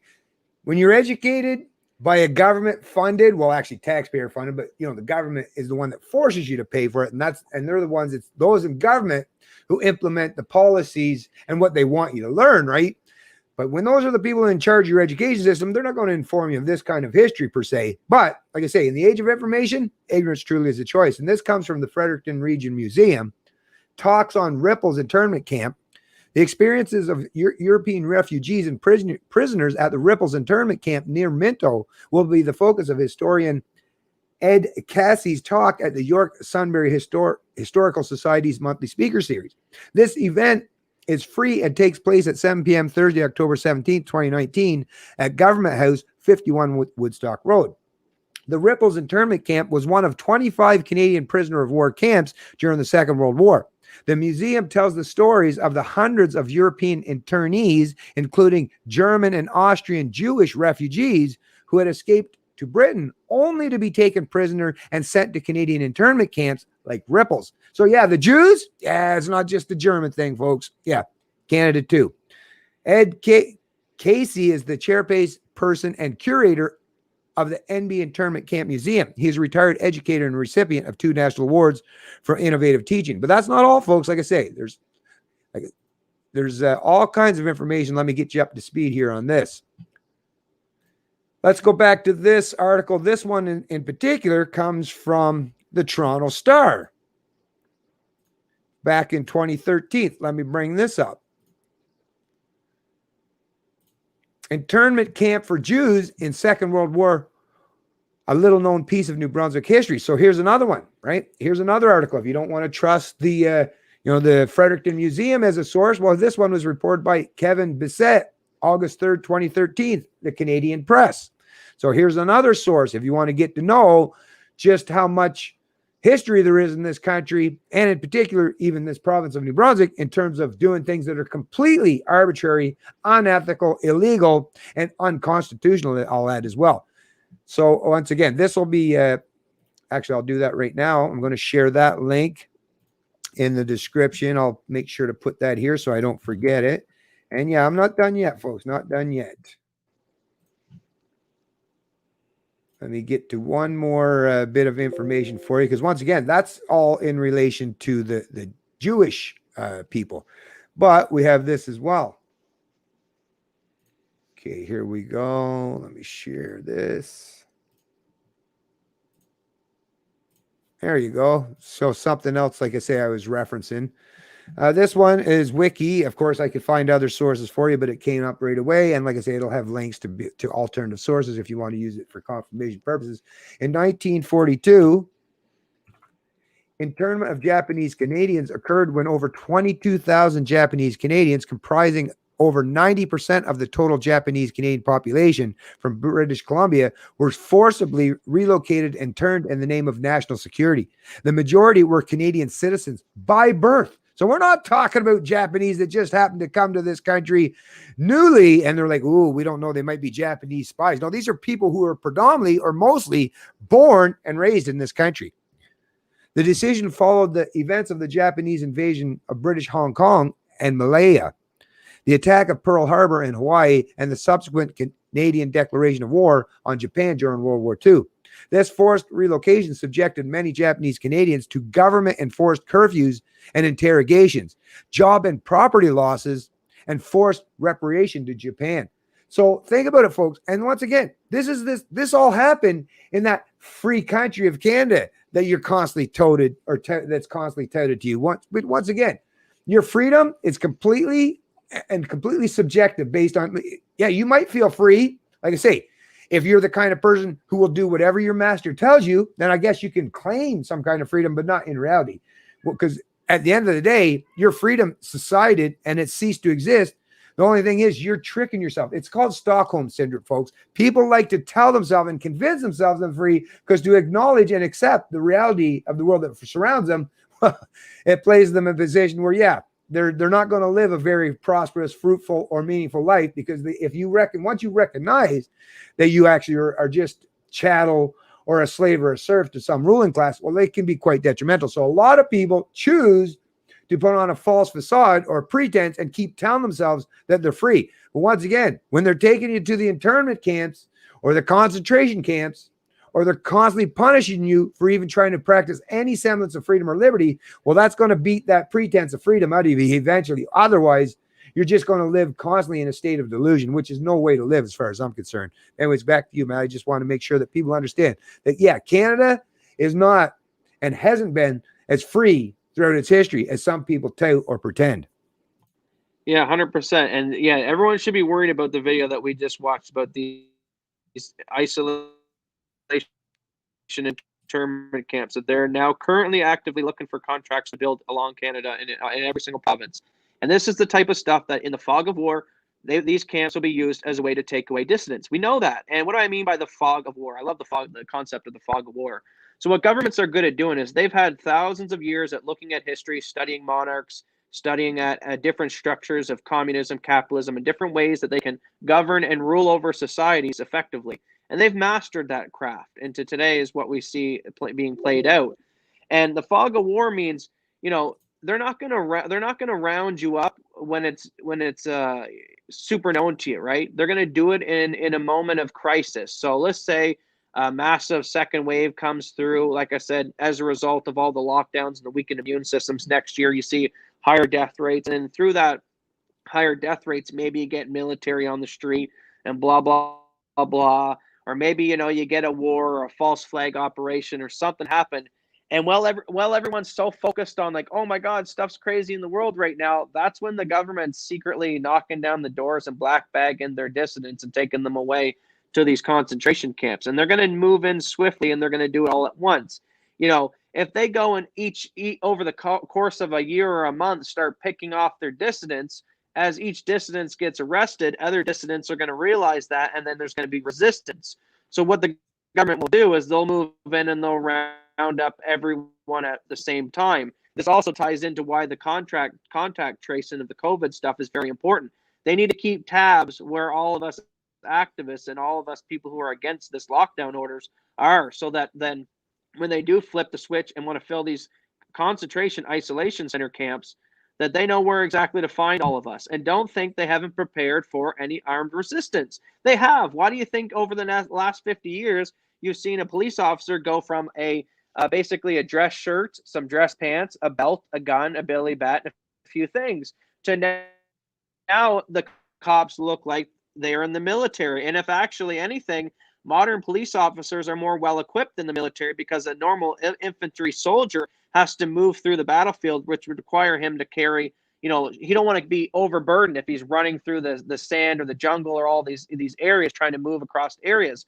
Whereas the police, they don't have to move their armies around, move their infantry. They just show up in their Humvees and their armored vehicles. So this is why you've seen over the last 50 years, the police have been getting more and more militarized. They look more and more like a soldier. You see the weeding out of the good cops. Nowadays people look around and say, well, where's all the good cops? It was decent back then, in the 50s and 60s, the cops weren't so bad. Maybe they found you drinking and driving and would drive you home. They'd give you more warnings. Or now you get these robotic order followers, and that's because it's preparation for what's coming. When they flick the switch and it goes to a hot civil war, they need cops that are willing to violate the Constitution, the Bill of Rights, and go out there and take these people away to isolation centers. And trust me, they've purged out enough cops where they have that all in place. So they're building the infrastructure, they're training their soldiers, they're laying down the legislation to speak out against it. We have to get eyes on these isolation COVID centers. This should be the biggest news story, and we got to blow the whistle on this. Contractors, anyone working at these places, leak their locations, get it to the news. This is a mass call. We need to get this out here. We need to find and bust the whistle on these COVID camps, because once they get this stuff built, forget it, folks. We're too far down. And like I said with the quicksand analogy at the beginning of this vehicle, don't wait until the quicksand's at your neck. Start wiggling your way out when it's starting to creep up your leg. If you wait until it's too far in, the fighting and the resistance that we're going to have to give to fight this beast back called tyranny, if we wait too far, it's just, we're making too much work for ourselves. Let's deal with it now. Yeah, I just wanted to cover this other thing here real quick. I'll bring that up. This was reported on by Rebel Media. I think you can see it there, right? Headline, exclusive. Trudeau government plan to use military to monitor tweets critical of pandemic response. This was reported by Sheila Gunn-Reid on September 15th, 2020. Justin Trudeau's Liberals intended to use the military to crack down on what anti-government information during the COVID, to crack down on what? On anti-government information during the coronavirus pandemic. And it would have happened had cooler heads in the military not put a stop to Liberals' plan to use military resources to stop the free speech of normal citizens. Canadians got the first whiff of it in this story in the Chronicle Herald back in June. So you can check on that as well, because there's a hyperlink embedded right in this article. So naturally, we at Rebel went looking for the documents referenced in the Chronicle Herald, and now we have them to show you. It was called Operation Laser. I can tell you now that the military planned to drill to practice their response to tweets the government didn't like about the coronavirus, while monitoring those lockdown skeptics who might damage the reputation of the government with their prickliness on social media. It's Stasi stuff. So yeah, they're coming after, like I say, people like myself, people like my son, anyone who's challenging this kind of orthodoxy, this kind of fucking bullshit, this propaganda, this fear porn that the ruling class and their media mouthpieces, the fucking people who are part of the established in terms of the healthcare fields. I mean, there's a lot of people out there who are not just deceiving the public, but using their pretense of authority as a means to impose their will on us. This is the problem. And they're scared to death that someone might not only blow the whistle, but actually, put all this stuff and air this kind of shit for the people to see. So they're cracking it down. Now, Rebel News, they're doing their job, but they've got most Canadians convinced that Rebel News is just a bunch of conspiracy theorists and a bunch of far rights. So they're basically trying to tell anyone Don't listen to Rebel News. Don't listen to people like Bennett. Don't listen to anyone that's challenging what we've got to say. And they were even more than willing to escalate all the way up to bringing in the military to try to do so, and to try to quash or put fear, instill fear into the minds of the masses in this country, or like I say, anyone who's willing to challenge this kind of nonsense. But let me just read a little bit more. It's all here in a 15-page access to information document package we received from the Department of National Defense. Like this section titled, "This harmful information," or "The harmful information response drill." So just think, by people telling you things, even if it is misinformation, that's government for they're practicing wrong speak, right? So any pretense of freedom of speech, whether you're right or wrong, that's the point of freedom of speech, is to be able to say things that aren't necessarily always correct. You could be wrong. You're supposed to be allowed to be wrong. Matter of fact, how you learn is by using that speech and that freedom of thought to work through these issues. By them stifling your freedom to think and your freedom to speak, they're actually preventing people from having the ability to learn the truth about anything. And why? Because they don't want you to learn the truth. They only want you repeating and regurgitating what they want you to say and what they want you to hear. Now, before we try to excuse away harmful information as hostile propaganda from a foreign entity, the government makes it clear that they are dealing with harmful information as opposed to propaganda. And you will note they're using the word information, not misinformation, as in this is just information they don't want you to know. You can see that they analyze the source of the information, the tweet, the account owner, the number of followers, and probable location the tweet was coming from, the content of the tweet, the audience the tweet was directed at, the effectiveness of the tweet, including the number of retweets and likes, if the tweet garnered significant media attention. Crazy. The dangerous threat the government wanted the CAF to monitor tweets for was anything that can damage perception, confidence, or credibility, right? The liberals wanted the military monitoring their critics and pandemic skeptics, and all that stopped those tyrants was the military themselves. I'm sure we'd all be monitored by the military by now if Trudeau had his way. So fortunately, as it seems that some of the bigwigs in the military, it seems that hopefully, and I'm hoping this is the case as it's being reported, cooler head prevailed, and they said, no, you're not using us, as an internal Stasi force to monitor people who are practicing wrong speak, right? And thank goodness that some of the folks in the military in this country chose to do so. But how far are they willing to push back against big government? I'm hoping, even much further than this. And I'm hoping at some point in time that there will be, like Matt was saying, someone within the military, even though I'm sure they all have to sign those non-disclosure agreements, is to start blowing the whistle on not just stuff like this that Rebel News had to report on based on a freedom of information request, but think about the stuff that we don't have access to, no one in the media has access to.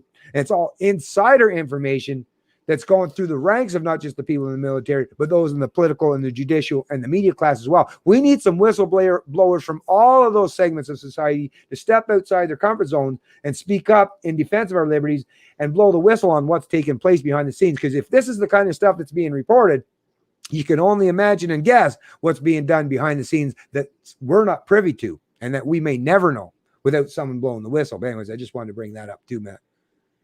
Yeah, clearly, if they're building isolation centers, they're using censorship across all the media platforms. They're stifling information. They're spying on us. They're tracking us. I mean, they're not doing all these things. It walks like a duck, it quacks like a duck. It's a duck. That's kind of where I'm at now. So it's like, looks like it's headed towards being taken away into concentration camps. History is a good predictor of the future. Governments have always run amok once they get too much power, and they've gotten too much power right now. So to me, the writing's on the wall where this is heading, and it's unfortunate. That's why I try to do these podcasts with my father to make it very clear. Whatever happens at the end of the day, our perspective and where we came from. We weren't the ones out here calling for aggression, calling for violence. It was actually the authoritarian scumbag government agents who wanted to come here and initiate violence against us peaceful people. I'm speaking to the future. I'm speaking to anyone watching.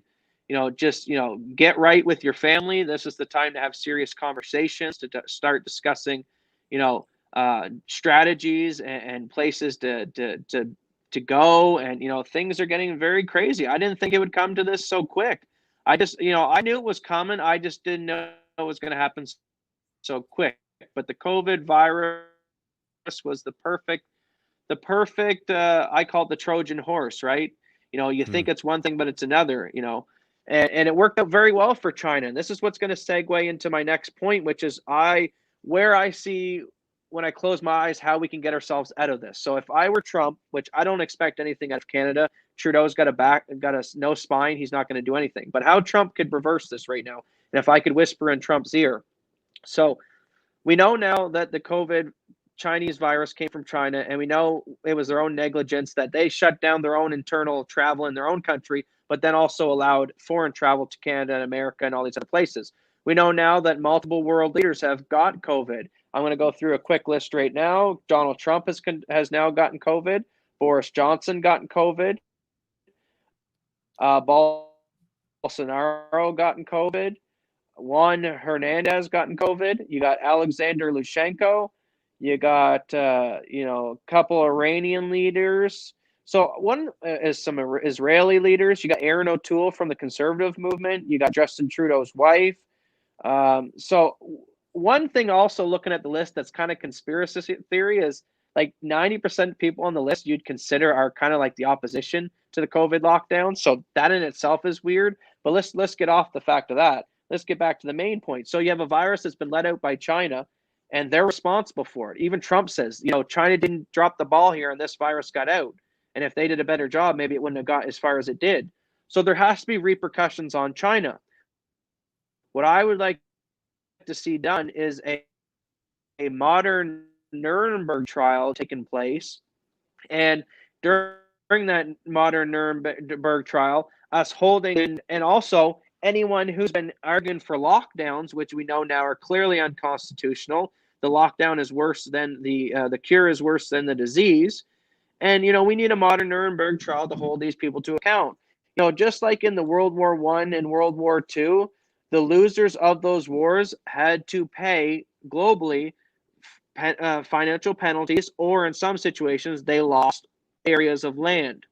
This is why the map looks a lot different today than it did 100 years ago through world wars and changing of geographical areas.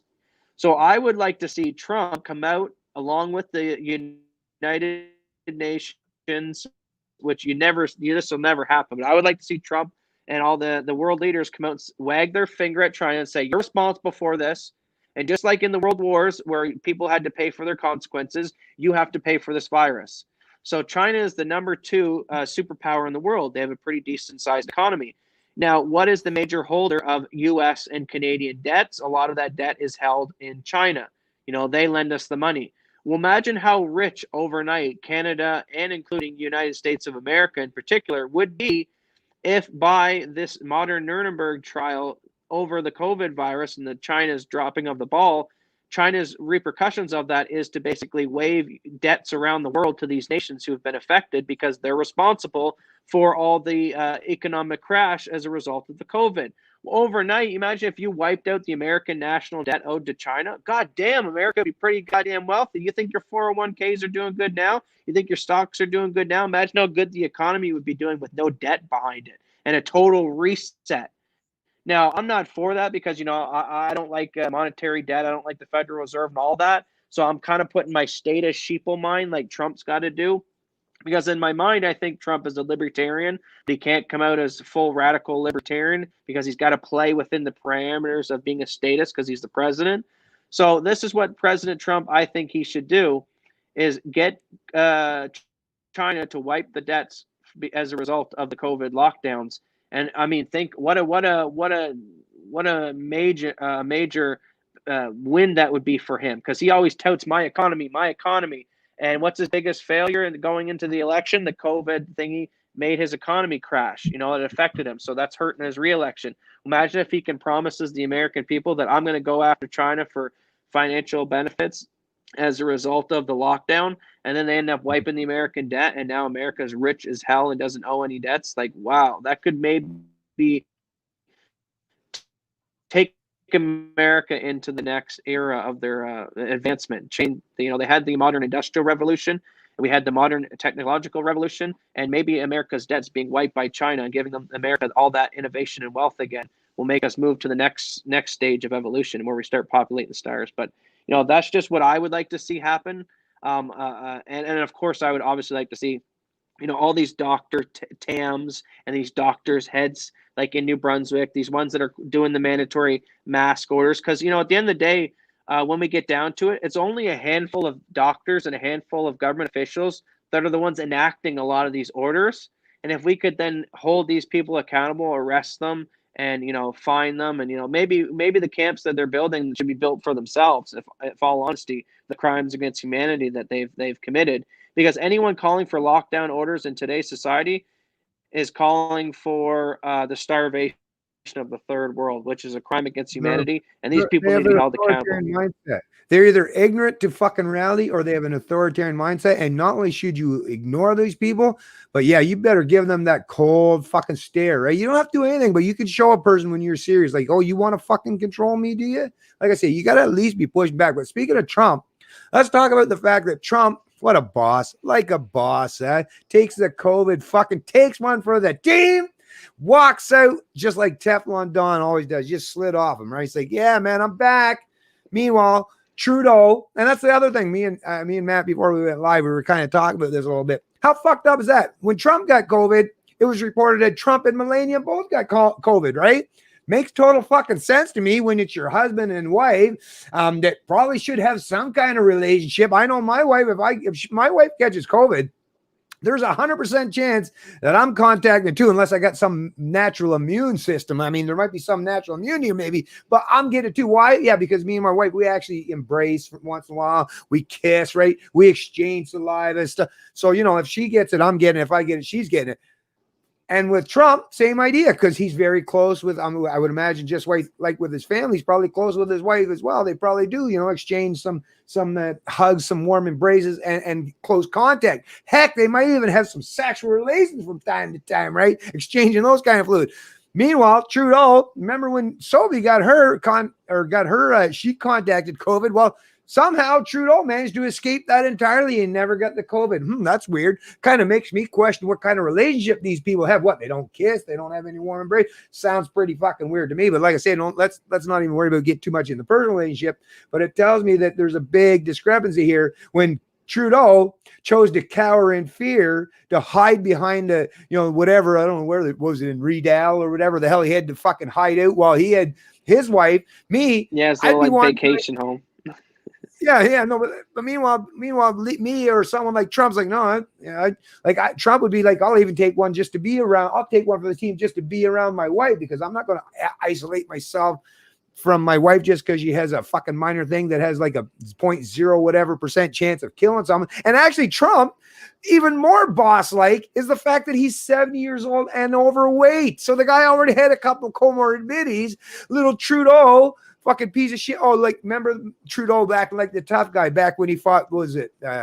One of those goddamn senators. I don't know if there's a conservative senator back in the day, but Mr. Young Trudeau, I like to jog all the time. He should be the picture of fucking health, right? A guy, middle-aged guy in his 40s that's supposed to be in good shape, right? And all this stuff, and does all these things to take care of his health. But yeah, he's scared to death of the virus. Trump takes it like a boss, and like I said, just brushes it off and moves back on. He's already, by the way, he's already got a rally set up for Monday. So, so amazing. And then once again, just another example where, as a Canadian, I got to say, fuck, more mad respect to the American president, and hang my head in shame for this piece of shit loser we got running this country up here, who's allowing fear and that fucking kind of narrative to dominate and cause so much harm and wreak so much havoc for the Canadian people and the Canadian psychology and the mindset that people are having. Whereas Trump said, hey, yeah, I got COVID. Look, if a fat, overweight 7-year-old guy like me can take it on the chin and walk away from it, then I'm pretty sure the rest of you folks will be all right too. Now, that's the kind of leadership that I would love to see it, but I'm not going to fucking rest my head or go to sleep at night thinking anytime soon I'm going to get that from anyone, whether it's the conservative leader, the liberal leader, the NDP. All the establishment in this country are a bunch of wimps and cowards. And they're so inept. Like I say, I don't understand why the Canadians continue to vote for them. It shocks and surprises me on a continuing basis. But it is what it is. But like I say, I'm just so proud to see how Trump took that the COVID case. At first when I heard about it, I thought, this could be bad. But just like with everything, every time you think that Trump and the media or these hacks or his opponents, every time you think that the media, these guys are going to be so overbearing that they're going to bring Trump down. Like I say, Trump reminds me not just of the expression Teflon Don, where everything seems to fucking slide off him, but it reminds me when I was a kid and I was growing up, there was these things that you used to fill the bottom of them with sand, and you could punch them and they'd fall over and they'd come back up because that they had that weight. That's the weight of the sand in the bottom that just brought that thing and bounced right back at your face. That's what Trump represents. That's resiliency. And like I say, coming from a guy in his 70s who's overweight and making someone like Trudeau look like a wimp in comparison. What a spectacle to behold. Yeah, me too. I remember that night. I was up all night that night. I didn't sleep. I was studying Twitter. I was studying the news like crazy to see what was going to happen. And like you, when I first heard of it, I'm thinking, wow, 33 days out, he gets COVID now.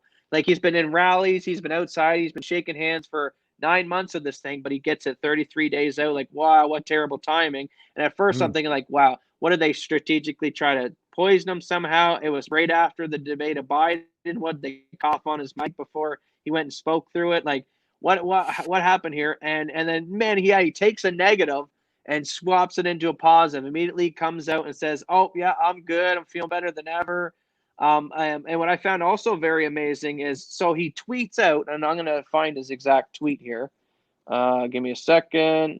And he tweets out basically saying that the flu is no different. The COVID is no different than the flu. I got it right here.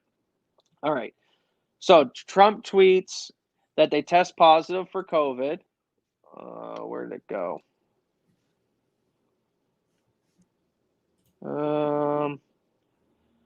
I'll just paraphrase it. I can't find it now.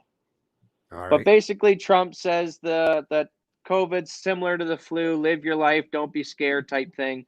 And Twitter censors him for that and actually flags it. And what I find fascinating about that is President of the United States, the most powerful man on the globe, wouldn't be able to exist unless it exists in the United States of America under the freedoms that enabled it to be a capitalist corporation to grow to its extent. You think you would have had Twitter ever come to fruition under China, communist China? No, it would have been run by the CCP, and it'd be CCP's Twitter. So Jack Dorsey, how dare you, you piece of shit, that you can censor the president of the United States in a country that gave you the freedom to create Twitter in the first place, and you're going to use that freedom to censor people and act like a communist dictator and act like you're an editorial board? I mean, it's so insulting and ridiculous. But back to the Trump, though. I mean, it was hilarious because CNN for like the last year is always like showing pictures of Trump eating McDonald's, Como and all them's going, he's so fat. Trump's out of shape. He's losing his mind. He's crazy. They say, oh, no, Joe Biden doesn't have the mental problems. It's Trump. He's unhealthy. He's crazy. And then, yeah, like you say, he ends up getting COVID and comes out, no problem, goes to rallies. So obviously it rebuts the whole narrative that he's so unhealthy. And then you got Joe Biden, who literally hides in the basement because, yeah, if you did cough on him, he's in such a terrible state physically that he might die from COVID. So maybe that's why they're so concerned to keeping Trump away from him. And after the diagnosis too, I was wondering like, oh my God, what's going to happen during the second debate? Because yeah, the second debate, it would have been roughly about 2 weeks out. So it would have been either the night before or that night would have been the end of his 2-week quarantine. So I knew right away after how terrible the first debate went that they were going to do something to make it so Joe didn't have to debate. And the huge push we all know, even the president said himself, why they want to put Joe Biden on a virtual debate with Trump, because the guy can read from the teleprompter. He can literally have the computer, like I have a computer right here in front of me and you guys can't see it, and he can be fed all kinds of answers and things of what to say. Because what I think Trump realized after the first one, and we did a live reaction of that debate, you guys can watch it on the channel, and right after that, me and my father's criticism was, we wish Trump didn't cut him off so much, because the more Biden talked, the more ridiculous he sounded, and the more gaffes he was going to do, and the more he started fumbling his words and looked like he had dementia. So I think Trump's team and a lot of people, because Trump's pretty good at taking criticism, went back to the drawing board and said, listen, round 2 debate, give the rope to Biden to let him hang himself, let him speak more. He's got terrible ideas. He's got no actual platform that he's running on. It's just a bunch of socialism. And Trump was probably going to do that and let him talk more. And they're like, shit, we can't have that. The first one went so bad if we let him talk. So what did they do? They're pushing for the whole virtual debate, because that way now they can checkmate that whole concern that they have, and they can actually start feeding him the questions. So Trump did the right thing once again and said, you know what? I'm not debating, period, which is, I'm glad he did that. And he should do that. It should only be a debate in person. It's been a debate in person since the beginning of the debates. It's always been conducted that way. And you don't need to change things now. And, you know, if Biden, this is another good way for Trump to win an election.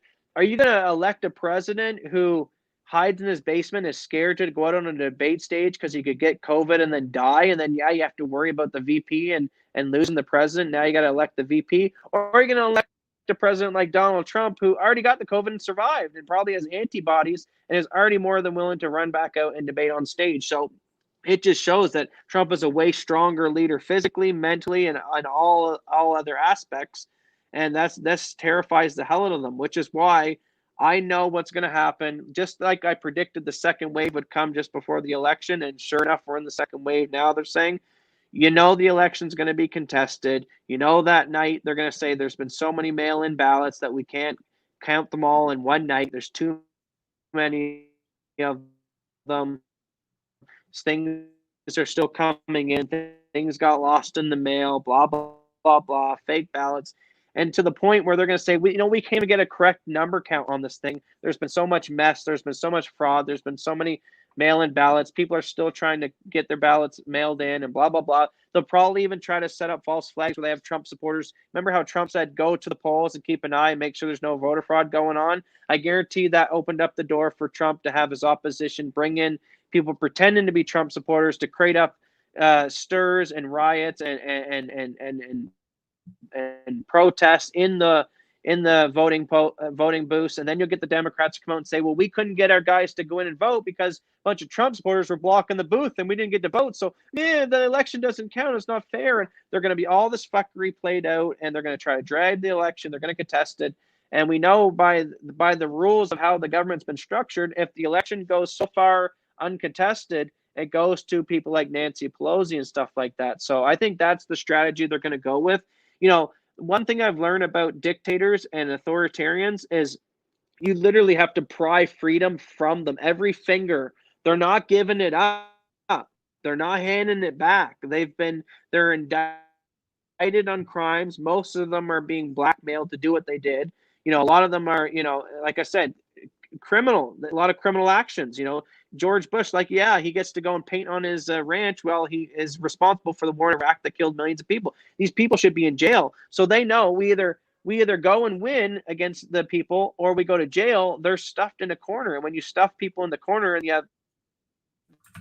they have nowhere else to go, they get desperate. And that's what from the ruling class, because they're implicated on a bunch of crimes and blackmail. And they know that they have to push this forward, because if they don't, the alternative is they're all going to be arrested and round up and having a modern day Nuremberg trial played out against them, and all their crimes are going to come out into the public eye. So that's why there's a rush of desperation to just tear the whole system down. Yeah, I'm just trying to find an article at a CTV. I remember watching it. I might not be able to find it right away, but it was amazing. If you listen to the way these hacks, these pundits in the media, the way they were talking about when Trump was leaving the hospital down there, that facility. Yeah, he's grasping for air and he can't breathe. And well, but if you listen to the way the pundits were discussing it, they were actually pondering out loud publicly while they're on the air. Basically, isn't there a way like for the doctors to stop him from leaving? Literally asking the person on the other side of it. More or less, like I guess they were expecting, well, shouldn't these medical authorities be able to force Trump to stay in the? It's like, what the fuck? That's all these people. They're trying everything. Like I say, it was the Russian collusion. It was the fucking impeachment bullshit. It was just, they've nonstop. And because, like I say, the most sore losers you'll ever meet on the planet are these fucking far left progressives, these authoritarian collectivists. They are hell bent and determined to do whatever they can possibly do to try to one up Trump or to get at least something to stick to him. But like I say, I'm just so impressed every day at Teflon Don and his ability to just, he's like, it's like in the Matrix, he's just bending over backwards while all the fucking bullets are flying. It's hilarious what the guy can do. And I love the fact of how much he triggers some of these hacks in the media, because really it's quite a spectacle to see. But I just want to bring up real quick here. I had this article for a while because Trump, like I say, mad respect for Trump. But here's another gentleman that I want to say that I've got a lot of respect for. And this article out of Zero Hedge just bumped it up to another whole new level. Check this out, Elon Musk. And come on, Elon, I know you're getting there, buddy. We need your Starlink in New Brunswick. We need high-speed internet really bad. So let's get those things up and running so I can finally get some high-speed internet. And really, that's our best option going forward. And that's the other thing that federal government's talking about. Oh, we're going to start spending billions of dollars on that infrastructure money to build some high-speed capacity for rural Canadians. Oh, by the way, Trudeau and all you dipshits in government, as per usual, yeah, the private sector, they've already got us covered. No help needed. No forced income redistribution and Ponzi schemes needed either. No, it's going to come by way of a private sector individual like Elon Musk with his company Starlink. But check this out. Everyone dies. Hey, that's a politically incorrect statement, but you know what? He's absolutely correct. Elon Musk says he won't get COVID vaccine, calls Bill Gates a knucklehead. That's a double bonus as far as I'm concerned. I like it. This was Tyler Durden, in case you don't realize that's the name from the Fight Club, not necessarily the man's original name. And it's continuing this week's long feud with Bill Gates, whom he lambasted days ago for having no clue about electric pickup trucks. Tesla CEO Elon Musk has now taken more shots at the Microsoft founder while decrying the idea of taking the coronavirus vaccine during a podcast with Kara Swisher.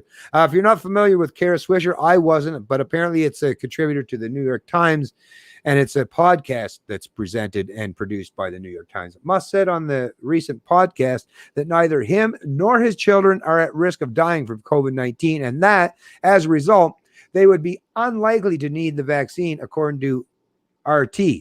I'm not at risk. Neither are my kids, he said. Musk said, this is a no-win situation. It had diminished my faith in humanity. This whole thing, the irrationality of people in general. He also spoke out against the global lockdowns again, calling them a mistake and saying only the vulnerable should be in quarantine until after the virus passes. Musk had previously called the lockdowns unethical and de facto house arrest. So once again, I'll place a link to this one in the description of the stream as well. But yeah, Elon Musk out there saying, I mean, and once again, how are they going to try to knock him down? Elon Musk, not only is he something somewhat like Trump in terms of his personal success, but it's not even just as a matter as being a real estate mogul or even the president of the United States. Elon Musk has shown to be very proficient and intelligent in a multitude of ways. I mean, come on, this is the man who's brought you Tesla, SpaceX, the only, as far as I'm aware of, private spacefaring industry or corporation that's actually taken people up to the space station back and delivered them there safely. So once again, and we're talking about not just solar, he's into solar. This is a man that's a very wise individual. So you got your choice. You want to listen to the hacks in the media who basically couldn't function in the private sector. They all need government bailouts and handouts because they fucked their own industry up so bad. But yet you got people like Elon Musk who have not just been successful in one venture, but has shown to be massively successful in every venture, and even it seems like in his own personal and family life. So who you want to hold up and respect in terms of their preference or their opinion in regard to the lockdown, mask mandates, or vaccines? A bunch of conformists, a bunch of authoritarians, a bunch of collectivists who, like I say, have to function under forced wealth and income redistribution, or someone like Elon Musk, who obviously has a very wise mentality and is a very intelligent man who has shown that he can function in a multitude of industries and be massively successful. I'll follow the lead of success that doesn't need to be propped up or bailed out, rather than those who, like I say, literally have to beg, plead, borrow, or steal from anyone just to sustain their own industry because they're so inept at even keeping it alive. And that's the thing. In the age of information, when you're a media organization, that should be a very prosperous institution. But what it is there's alternatives out there. And the minute an alternative solution is provided to the people, well, the old hacks, well, they're seeing their business model, their their pretense of being the arbiters of truth or authority, they've destroyed their credibility so bad that most people don't even want to pay to sustain them as a business. So that's why more and more people are pivoting and turning towards social media or other people to get their information from, such as the Joe Rogan podcast. And the hacks in the establishment media are fucking bitching, complaining, whining. And even with all that government cheddar and bailout, they still can't get back to being the dominant players in the structure in terms of media. So that just goes to show you once again how inept and how big of failures these people truly are. So mad respect once again to Elon Musk for being at least a voice of reason and at least someone that, like I say, people would love to insult someone like myself, but it's going to be really hard to be out there saying, oh yeah, well, don't listen to Elon Musk. He's what? An idiot? Good luck trying to sell that narrative. Yeah, well, the thing about Elon Musk and Trump is, yeah, they work in the free market. They've created all their stuff. So, some people say about Trump, you'll get the media will bash him on his tax return stuff. They'll say, oh, he's not a billionaire. He only made hundreds of millions. And even just that, I mean, how many people in the world can say that they even made $100 million? And the kind of intellect you have to in order to make $100 million. So anyone that always like to say Trump's an idiot is like that in itself shows how much of an idiot they are, because you can't be an idiot and make hundreds of millions of dollars.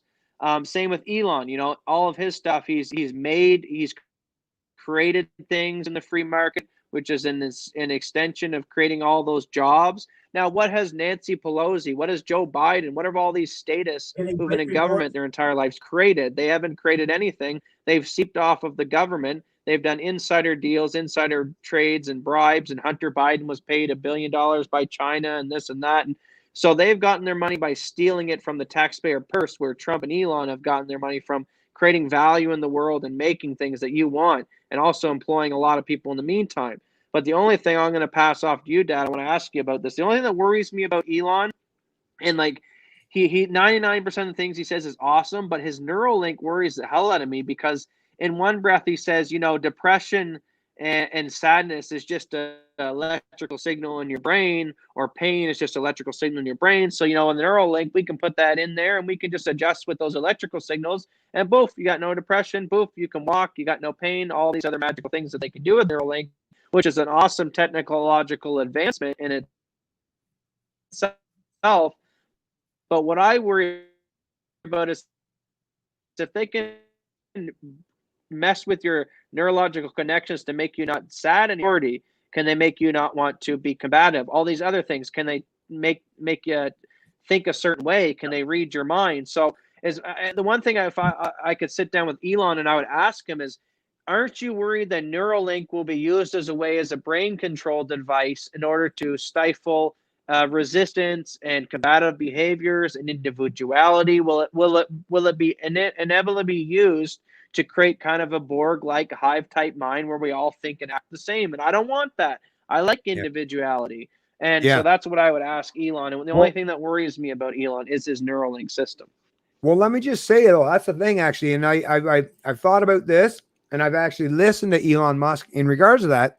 And his biggest fear all along was what artificial intelligence and the potential of these technologies, what they can do and how detrimental they can be to the human race. So this is the thing. And then all you have to do is, like I say, listen to the way the man talks, listen to how he presents his stories, listen to the thought process that he's using to guide his decisions, and then think about and step back and take that macro picture, because that's what I like to do. So what is Elon Musk known for? If you could shorten it down to even just one sentence, he's a disruptor. He's a disruptor. He takes every existing technology that's dominant in some way and finds a way to disrupt and offer an alternative solution. So like I say, solar in terms of energy. Tesla, electric cars, once again, alternative in terms of a challenge to the internal combustion engines. Which is a very, very dominant. I mean, think about it. Gasoline powered and diesel powered engine. The internal combustion engine has been dominant for not just an entire century, but it has actually spread itself all over the entire globe and is one of the largest industries on the planet, bar none. And what did Elon Musk choose to do? No, not just go against a small little business that he could probably destroy in short time. No, he went after one of the most dominant industries on the planet, and he's shown to be greatly successful in doing so. Same with solar. Once again, it is an alternative source for your home per se, or with that big Tesla battery bank that you can buy in your home in conjunction with that. So it's a way to disrupt the current system. Matter of fact, if you are someone that wants to escape, this current system, what would you need? You'd need an alternative medium or means for a power source and a way to store that energy if you want to go off grid. So even people who want to go off grid, Elon Musk has offered that. What's another thing he's done? SpaceX. What does that do? Challenge the old paradigm that you always and forever were going to need government and forced wealth and income distribution to put people in space. He's disrupted that. I believe this Neuralink because I believe that I at least have somewhat of an understanding of how Elon's mind works. I think he recognizes that, yes, things such as Neuralink or something similar to that can be used for bad or nefarious purposes. But once again, if it comes to exist, just like with now, artificial intelligence exists. So what do? Well, you can't avoid it now because once Pandora's box has been opened, there's no point in trying to avoid it. And once we get to the point where there is going to be some kind of Neuralink between humans and technology, which we all know the writing's been on the wall for a while, it's going in that direction. Well, you have to be the one, just like if you were in the Matrix, you have to be the one to find ways to use that technology to give the good guys a fighting chance against the bad guys. So Elon Musk, yes, just like with a gun can be used for good and it can be used for bad purposes. I think what Elon Musk is bringing to the table is an alternative solution for some of those bad actors that are trying to create some of these, interactive or Neuralink type devices or implantable chips, or because we all know that those are definitely coming. They're coming down the pipe. It's in the making. We've seen the robots, as a matter of fact, by like such things such as Boston Dynamics and places like that. We know that technologies are coming where there's going to be some amalgamation between human and machine. I think Elon Musk is getting out ahead right now because he has the technology at his disposal. He has a lot of geniuses that work for him that understand not just human development, the brain, the mapping of the brain and neurology, but also, like I say, the fact that how that translates in the computer or the digital realm. And I believe he's creating a way so that we will have ability to have our own method to push back and challenge some of the nefarious actors who are going to try to bring this technology to the forefront to, like I say, to control our minds and to manipulate in certain ways. So yeah, I would always say, and this is what I've always said my whole life is, trust but verify. Like I'm a very trusting person, but I don't just blindly nilly-willy trust people. I want to make sure, are you going to be respectful? Are you the kind of person that's going to hold up to your end of the bargain? And I would do that. I would do that for even Elon Musk, even though I think he's a fairly trustworthy guy. But I would still say it's good. I'm kind of happy to know that there are people like John McAfee or people like Elon Musk that have the capacity to use their amazing skills and their abilities and their knowledge for bad, but they choose mostly to do it for good. So once again, I would keep that in the back of my mind is, yeah, it could be bad. It could be a bad thing, but it could also be a way to push back or to hedge against some of the other alternative people who are going to use this technology for nefarious reasons. Well, I think what's very important too, and Elon's good at doing this, is he's good at open sourcing his stuff. So laying out the blueprint of how everything works and how it's built. And I think that's very important because then at least, smarter minds than myself can also look at his Neuralink devices and say, how could we use this to be nefarious? And so far he's been very good with that, with being very open with his technology. So hopefully that's, like you said, good. And yeah, like you said, maybe we stick a Neuralink on George Bush and he doesn't want to drop bombs anymore. So yeah, it could be used for good.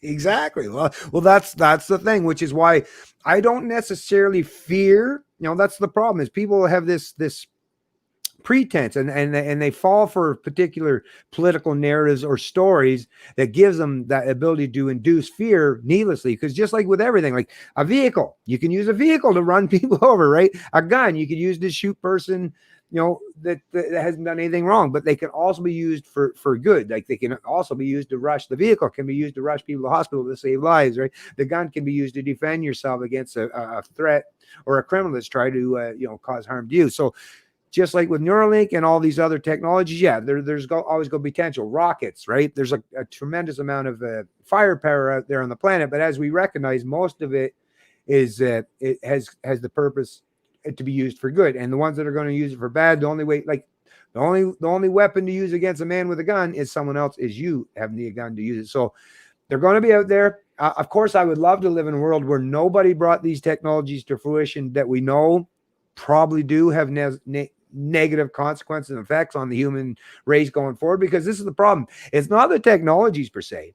It's the people that are going to have control or have access to these technologies. And because humans are fallible, and because humans are susceptible to, doing evil or bad deeds, that's what we got to worry about. But once again, in the absence of a world free of these technologies or free of these instruments or these tools for good or bad, well, if they're going to come to fruition, well, like I say, I definitely want someone like Elon Musk on the side of the good at the very least. Because I'm not the guy that's, I can do my own ways of defend myself, but I definitely can't defend myself against an army of robots. But hey, if we got a way to reprogram those robots to go and serve us dinner rather than attack us, well, that'd be a pretty good trade-off, right? Well, imagine though if like Neuralink is actually a torture device, in a sense that like the whole concept of Neuralink and being connected to the internet is you should be more rational in your way of thought, because you have this AI helping you with your thoughts. So you're going to have answers that are more precise and more accurate. And the whole concept is you should be smarter. Well, in a way, I almost conceive as myself as kind of having like a human Neuralink already built in. So I walk around public. I understand taxation's theft. I understand governments are immoral. I understand giving people power and authority over others is a wrong idea. So I would say I'm smarter than the average sheeple walking out there with their muzzle believing the mainstream media. And with this power that I have, with this knowledge that I understand when I'm well read in history and maybe have a higher IQ than the average, I find it in some ways torturous. Because I'm living in a world. I'm like, Jesus, if everyone could just understand the principles that I have, we could have almost a utopian, peaceful, wonderful world and start polluting the stars. But instead, we run around trying to debate people that taxation is not theft. These idiots. So I could see someone putting in a Neuralink on their head and being so smart all of a sudden, having all the answers and looking around and be like, the world is so fucked. Trump's president. People are believing bullshit, upside downs, left to right. Maybe the guy puts Neuralink on, blows his head off because he's like, wow, I'm too smart. Everyone's too dumb. I'm out. Yeah. Well, listen, we're bumping up on the 2-hour mark, so I'm not sure how long you want to go, but I did want to, if we are going to close up, I did want to cover this. It's only 1 minute, 13 seconds long. I'm sure you've already seen it, and maybe a few people in the stream have already, but like I say, it was a pretty cool thing when I seen this happen, and I was really impressed with Trump. So let me just play this real quick here for you there, folks.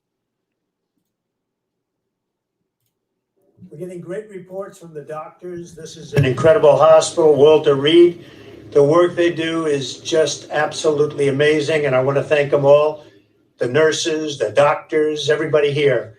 I've also gotten to meet some of the soldiers and the first responders, and what a group. I also think we're going to pay a little surprise to some of the great patriots that we have out on the street, and they've been out there for a long time, and they've got Trump flags, and they love our country. So I'm not telling anybody but you, but I'm about to make a little surprise visit. So perhaps I'll get there before you get to see me.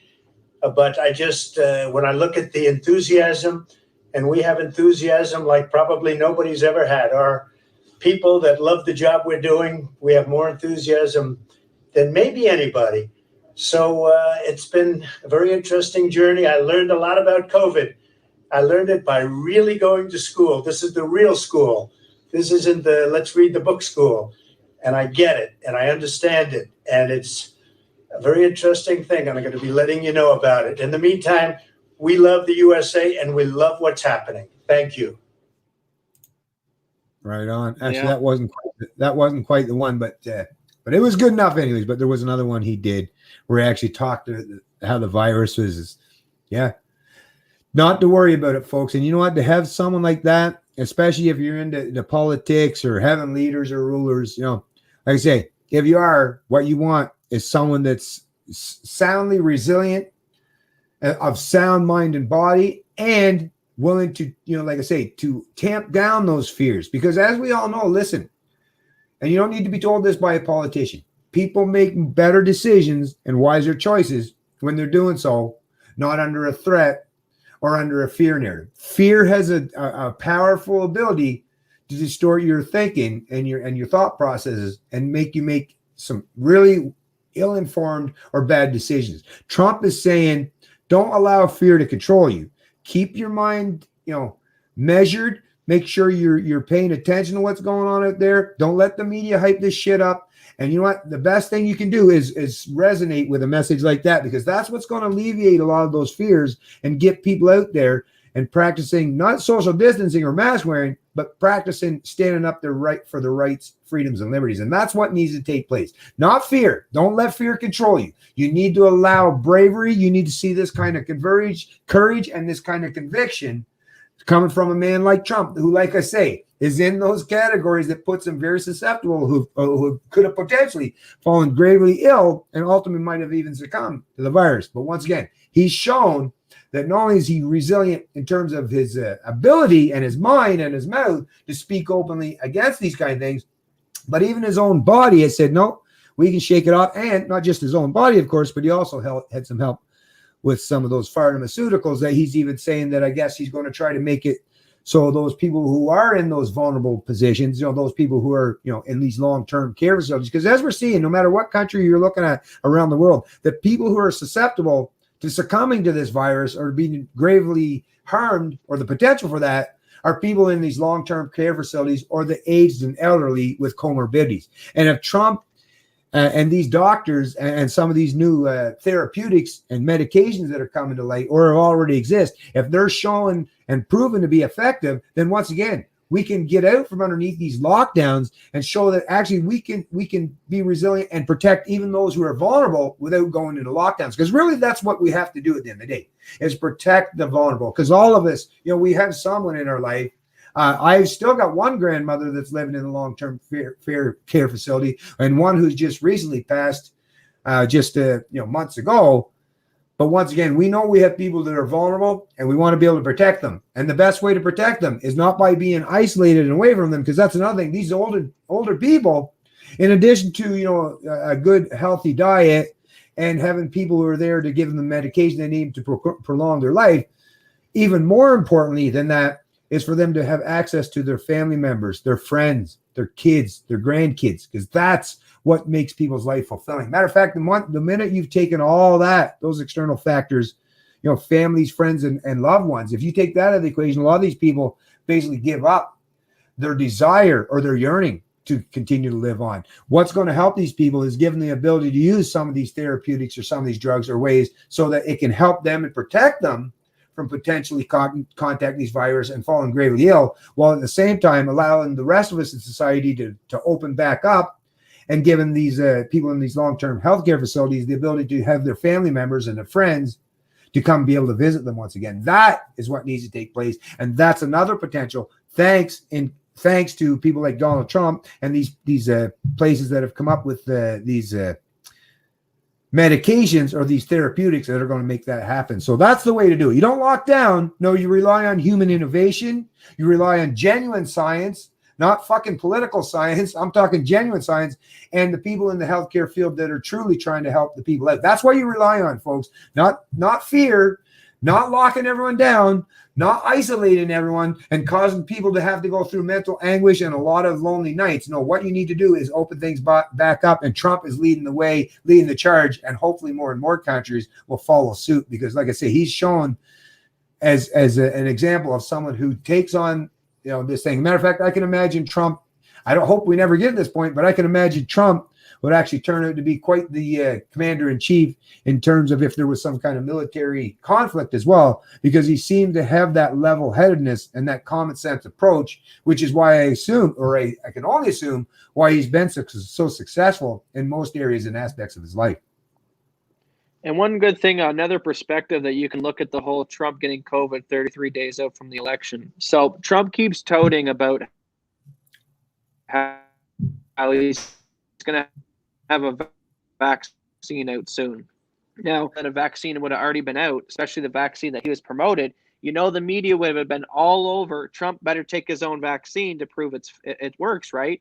And that would have been an optic that Trump would have had to do in that perspective, because if he's in the same breath promoting a vaccine and then he doesn't even take it for himself, it's going to send the wrong messaging.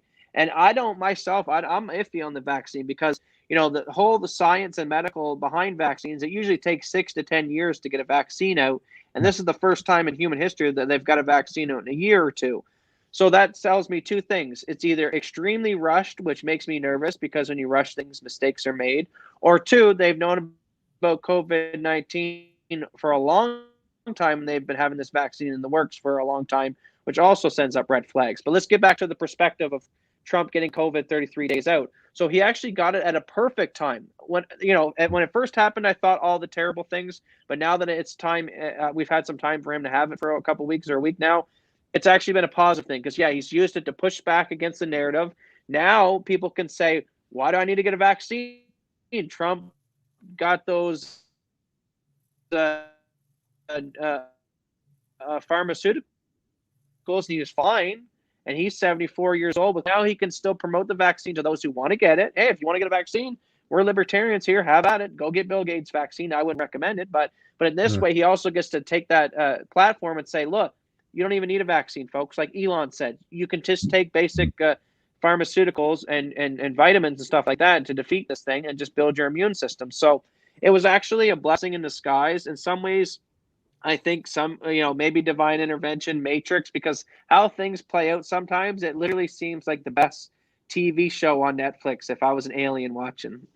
Yeah, actually, just so that I let anyone know that's watching this stream who will watch this stream in the future, just so that because we've kind of been doing this. Flick your mic thing. Oh, and in case anyone that watches this video in the future, I want everyone to know because I haven't really stressed my point here in terms of this. Listen, this could all be just. I said this to the wife, your mother, there last night. Is either this whole thing, either Trump is exactly who we hope he is, which I would like to err on the side, I think, probably, or even if it is, and I believe that's the potential, a big dog and pony show to keep us all docile and conformist and watching the spectacle, the bread and circus. Because this has historical precedent, folks, is when you get into the late stage of a failing democracy, or in this, actually same with Rome, a failing republic, is you do get to the point where actually both sides of the aisle politically can play these kind of games as a means to distract you from the reality that's taking place. So as far as I'm concerned, whether it's all a dog and pony show, and maybe Trump didn't even get the COVID, right? That's the thing. When you're a politician, lying is completely allowed. It's kind of required. He said he tested positive for COVID. He's never said he had COVID. He said he tested positive. Very careful with his wording. Right. So that's what I mean. So this is what I mean. Like, it could be Trump just being, hey, listen, the man is obviously a master, right? The art of the deal. The man actually knows, and he might be just playing the same kind of games that the media hacks or his political opponents are. And he just happened to get out ahead of them and created his own controversy. And you know what? Because he was the one that created it, he was also the one that set the narrative, and it's his word that's going to be the final say on it. So, like I say, whether it's 4D chess or it's just Trump being Trump, I would err on the side of just Trump being Trump. I would think that's the case, but like I say, whatever the excuse, whatever the reason, none of us are probably ever going to be privy to that knowledge or that information, but it's the messaging at the end of the day. Whether it's all a dog and pony show or it happened legitimately and for real, Trump is showing leadership, the true qualities of proper leadership, which is not to bow and conform or yield in the face of any potential threat, but to stiffen up your backbone, stretch out your shoulders, and take it head the fuck on and deal with it and confront it like a man. And that's what Trump's doing. And like I say, that's emboldened a whole lot of people, while at the same time showing the weakness, the cowardness, and the ineptness of his political opponents or other leaders such as Justin Trudeau or some of these other hacks like Jacinda Ardern or any of these people or whoever it is down in Australia who are so scared that they seem to want to just go run and hide under a chair and get everyone else in their society to join them. What a terrible precedent in terms of leadership. Yeah, and I want to talk about one more thing before we wrap it up. It has to do with A.G. Barr and the whole investigation thing. So one area that Trump is weak on is who he has around him sometime and who he's selected. And, even the president himself has said that Obama, Biden, Clinton, all of them are implicated in crimes and spying on his campaign. So let me give you an analogy, folks. Can you imagine right now, Trump is the president of the United States, and he right now had his CIA, NSA, and FBI using all their technologies and all their powers to spy on Vice President Biden right now while the election's going on, and finding any kind of dirt as a way to destroy that man's life. The left, the Young Turks, the Democrats would be up in arms if that was going on, because that would be clearly election meddling. It'd be the president using his platform of power, using the power of his spy networks, his agencies, to then meddle in the election, to spy on Biden, to figure out, what's his strategies, what's he gonna, where is he gonna talk next, what's his answers gonna be. There's a lot of data and benefit you can gain on spying on your opponent. That's why we do it in modern warfare, and we spy on other nations and stuff like that. Okay. So imagine if Trump was doing that to Biden right now, the left would lose shit. They would implicate Trump and stuff like that. They tried to implicate him on Russian collusion, when we all know is a farce, when we know that Trump isn't working for Putin. That's ridiculous. He's been a businessman in America his whole life. He's not under Putin's thumb. So what I think Trump's biggest fall is like he says, Obama, Biden, Clinton, these people did this. She whitewashed her 33,000 emails. They spied on my campaign. They meddled in the election. FBI agents edited their notes in a way to try and get me complicit in crimes. All this stuff is crime. We know that, but he can't get it prosecuted. Now, with Jeff Sessions was a weak loser, and he fired him because he didn't do what Trump wanted him to do. But for some reason, Trump's got this love relationship with A.G. Barr. Now, in the last week, he's been calling Barr some names and saying, listen, what's going on with the Clintons and the Bidens and stuff like that, arrest them and get stuff done. Now, Barr and all them keep saying that, the Nunes report and all that investigations, they can't come out till after the election, because we don't want to arrest the vice president right now because he's been implicated on crimes, because if we did, that'd be meddling in the election. So what's the insane part about it is, when the Democrats have the power, they use that power to go after their enemies, and they arrest them, they put them in jail, they ruin their lives. Look at Roger Stone, look at every single other Trump confidant. But when Trump has the power, he's omnipotent. He's trying to be a good dictator. He's trying not to use that power to go after his enemies too hard, but that's at his detriment, because A.G. Barr, in my opinion, is a deep state agent. Okay, the minute he failed on the Epstein stuff, the fact that he went into exactly Burisma, Biden, exactly, people know it's insane. He got millions of dollars for a job that he basically didn't even know anything about. We know the corruption runs deep. We know that there's millions and billions of dollars given by Burisma and China was obviously for some kind of wheeling and dealing. That while he was the vice president, we know it's all corrupt. So A.G. Barr's got to go in and arrest these people, and he's got to implicate them. And no playing politics, and we're going to do it after the election or not, because if the shoe was on the other foot, the Democrats would come after you full bar. And A.G. Barr is deep state. He was one second. My headphone died. Can you still hear me? Yeah, I hear you. That okay, yeah. So A.G. Barr, he went in there and looked at the whole Epstein file and said, you know what? I reviewed the cell footage, and Epstein killed himself. Nothing to see here, guys. He's also the guy who hasn't been getting much done with the Epstein investigation. And I think A.G. Barr is deep state. And think about it. He watched what Jeff Sessions did, and if Trump if he didn't do what he wanted to, he fired Jeff Sessions. So A.G. Barr learned from that. A.G. Barr is not going to come out and say, oh, I love Obama, I love Biden, I love Hillary, I'm against Trump. No, because then Trump will fire him. So what's A.G. Barr do? He does these speeches. He says, you know what? The lockdowns are the greatest thing since slavery as a violation of our rights. Oh, great, A.G. Barr. That's great. And then he gets up. He does a 2-hour speech on the Constitution and the Supreme Court judges. They should be read as is. It should be depicted and taken word for word. So he says all these things that make you think, wow, A.G. Barr is awesome. He's a libertarian. He likes freedom. But in the same breath, his actions, he doesn't prosecute anyone. So Trump needs to realize that,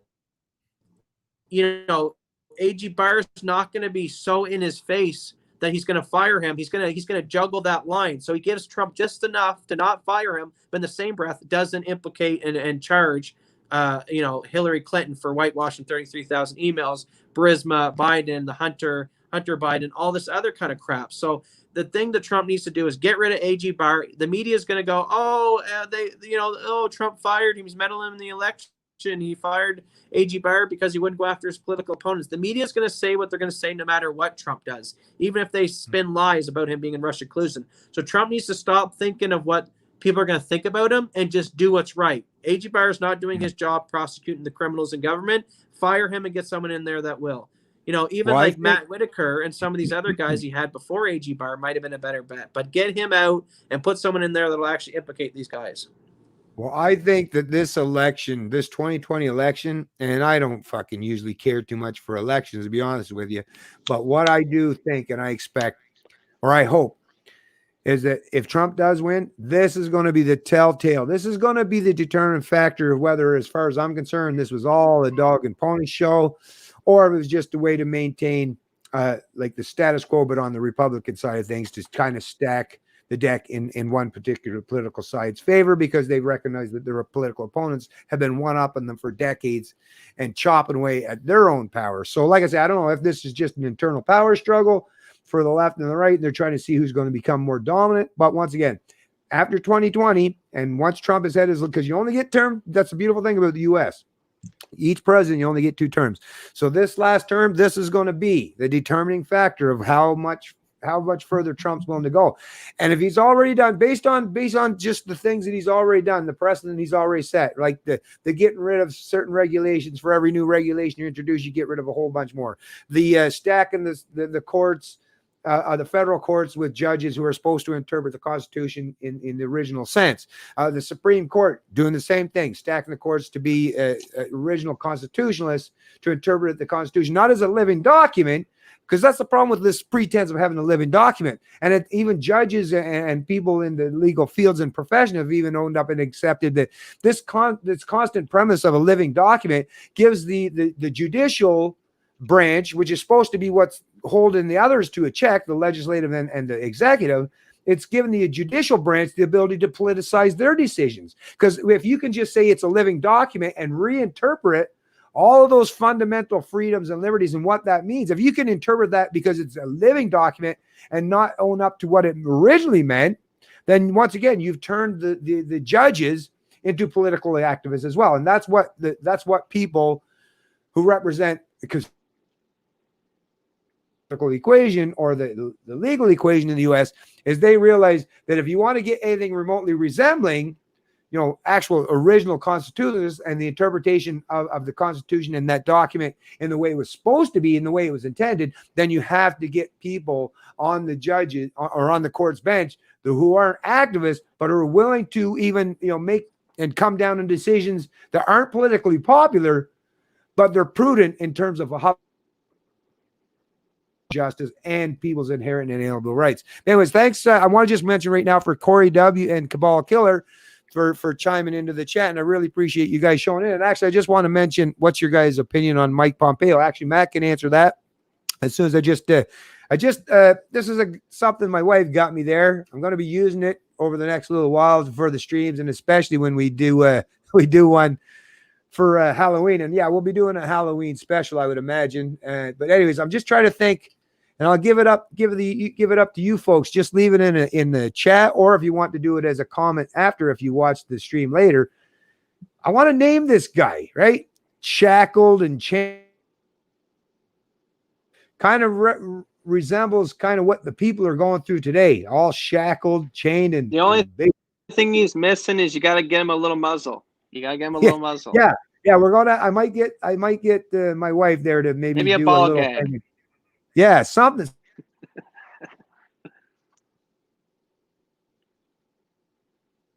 To represent that we're all shackled and we're going to be muzzled. But if you folks could come up with an inventive or creative name to call this little dude, and like I say, I'll make him as a an honorary contributor to the stream for the next little while, just in the sense of the spirit of the masking of the economic and social enslavement, and with Halloween fast approaching. Anyways, so what did you? I'll give my yeah. final wrap ups Yeah. here. Well, So did you want to answer? Did you want to answer Cabal Kilo there? Or what's your guys' opinion on Mike Pompeo? Like I say, when it comes to that stuff, I know these guys' names, but I usually don't get too much into knowing too much about, I don't know, this guy. So I don't know if you know him very well. If you've got any thoughts on the Mike Pompeo? No, I don't know too much about him. I know, I don't got too much opinions on him. I didn't put that much time into him, so I don't want to weigh in areas that I don't know. Yeah, that's the But thing. Me too. I don't really know. Go ahead.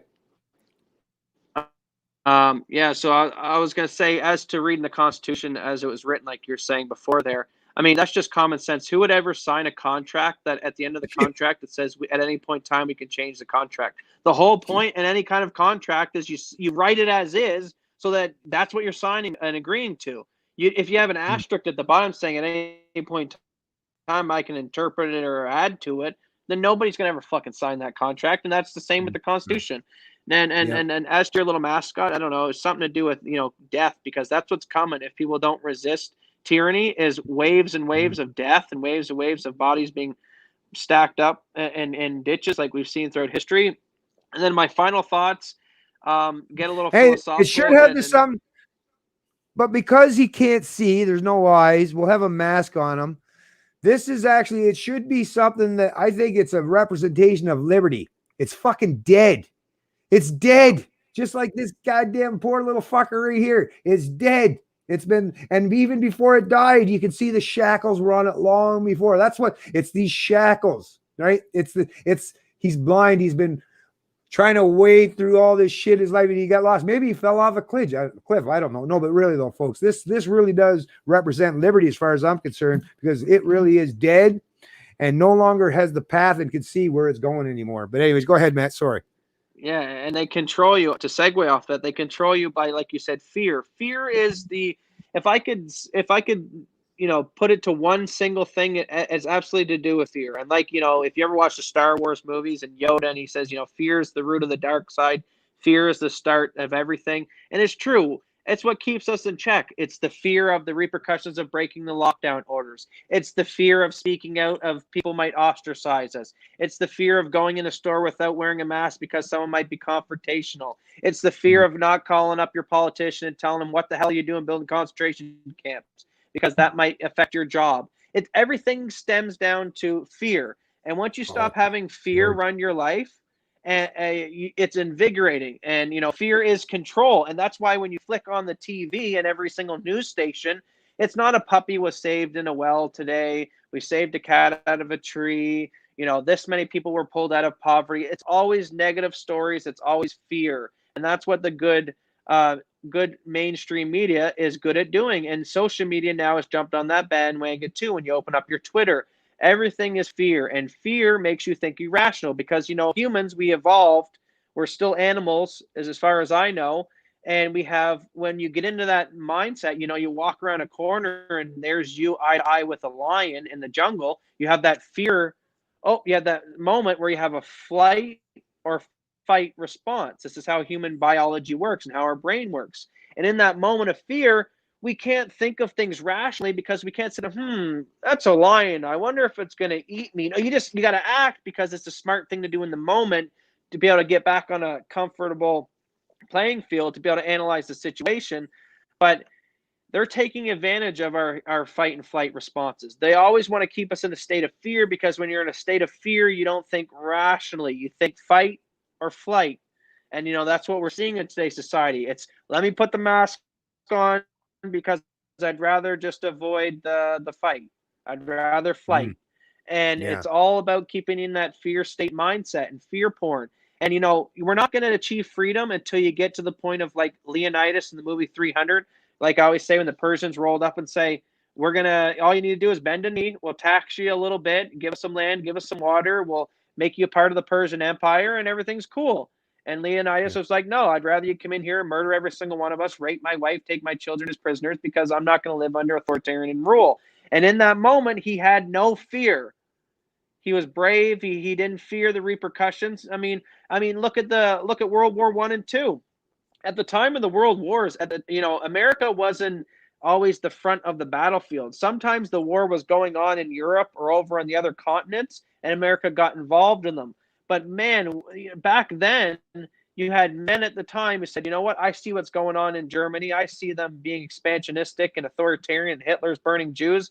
As a man in America, I'm not going to stand for that kind of violation of Jewish people's rights and humanitarian rights. And they signed up. They went over there. They stormed the beaches of what do you call it? Stormed the beaches of Normandy. Normandy. And there was no fear, right? You got to have no fear when you're looking at your fellow men all around you dying, cannon fire everywhere, shots exploding, the beach. You got bodies piling up on the beach, and those 18 to 20-something-year-old boys still ran in on those shores and fought for what they thought was right. And every underlying thing that goes around that keeps freedom in check and keeps tyranny at bay is the lack of fear. And we're not going to get there until we have no fear. And I even myself can say at night that, I'm still not 100% there yet. You have to have that. I don't give a shit if I die. And that's that. If you live like that, that's how freedom's achieved. That's how you keep a free society in check. Yeah. Well, I just wanted to read this comment by Corey W. And thanks again, Corey, for joining the stream, man.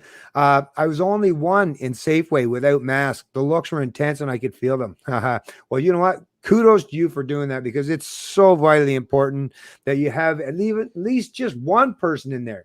Because even if it's just one person, there's somebody in that store that maybe the next time they go out is like, I'm going to try to emulate that. That's someone showed courage or conviction, and maybe I'd like to emulate that. And a lot of people, they need that one person, even just one person. They need to see that one person for them to want to emulate it, because maybe they're a little bit shy, to stick their head out first. But if you're willing, if you're courageous enough to do that and stick your head out first, you're emboldened someone else to do so. So good for you, Corey, and I really appreciate that. And like you said, I would like to see how, when you're walking around a mask and you feel like everyone's looking at you and giving you the stink eye and how dare you, that feeling like you felt, Corey.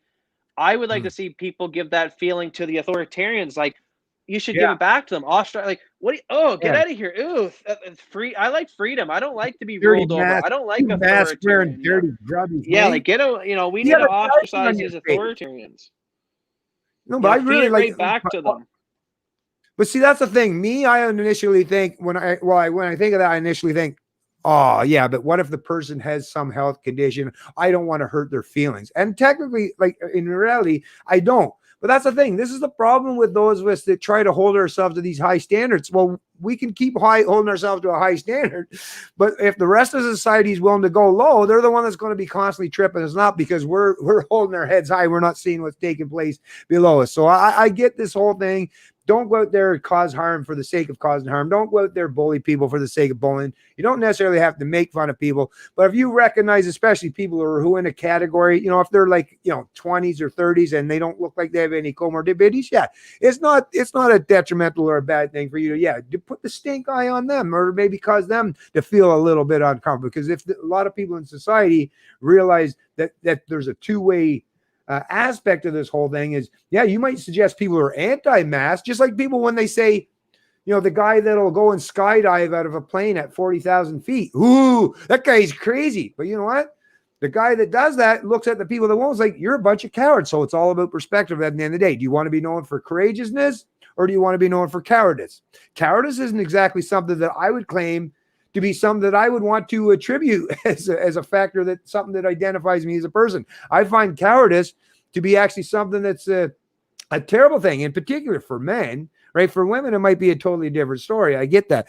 But actually, no, I would even say for women, cowardice can be a detriment, because it affects your psychology in so many negative ways. But anyways, we're going to tie this stream up, folks. But I did want to say one more thing before we go. Actually, I'll give Matt a chance to say something. But I just want to come back to, once again, go full circle to when we first started this stream today, and just say this phrase one more time, because once again, not only did it resonate with me, but it's vitally important that we all keep this in mind every day as we're going through this kind of bullshit. And that is that eternal vigilance is the price of liberty. And it's up, and the onus is on us to be vigilant, even in times when it's difficult, even in times when it's hard, even when it's uncomfortable, even when it's time where we put people in our own family or friends at odds with us because we're willing to stand up for freedom. Well, if they're willing to sacrifice their friendship with us or their relationship with us because we're willing to stand in defense of our own freedoms and in defiance against authoritarianism, then they don't have your best interest in heart. And as a matter of fact, they don't even have their own best interests at heart. And we're the ones that are leading the way and leading the cause. And like I say, when the right, just like Matt said earlier on, they can call you all the names they want now, but the history books, when they're written, they're not written identifying the cowards, the losers, or the authoritarians as being in the right. No, it's those who are the brave, courageous individuals who stood in defiance of liberty. That is the people that are remembered in history, at least positively, I'll add. But go ahead, Matt. I'll finish it off with a biblical thought. The story of the city of Sodom and Gomorrah. And, as a young boy, when I was being taught these Christian stories, it always baffled my mind that how could God kill a city or two cities and literally only let one survive, a few survive, one family. There was no good in there. There was no good kids during that time. Everyone in the entire city of Sodom and Gomorrah was bad. And then I had a revelation moment that complacency. Maybe not everyone in Sodom and Gomorrah were out killing people or evil, but they sat around and idly watched as good people went around killing and doing evil. And that's what we're seeing in today's society is complacency is the greatest quicksand of people. And, if anything, we are the most to blame. I look at Nancy Pelosi, Obama, and all these corrupt people as very mentally deranged psychopaths, sociopaths, either or, whatever you want to say. So I would use another analogy. If you had someone outside in a downtown area and they were a schizophrenic, crazy homeless person, and they all of a sudden started to grab a knife and run around and stab people, as much as that's a bad action, that's a lunatic. That's a crazy person. But if you're sitting there at your dinner table and you're watching this guy go around stabbing and committing all this crime, and nobody gets up and stops him on his tirade, you're just as guilty because now you're compliance. You didn't go stop him before he went and stabbed that lady or whatever in my analogy happens. And we're watching Nancy Pelosi, we're watching Bill Gates, we're watching these head of states and these doctors put down and enforce all these lockdown orders, but it's us that allows it to happen. They're psychopaths. They're sick. They're evil people. They can't help themselves. And we should treat them the same way we treat someone who is a psychosociopath, dementia, having a mental breakdown.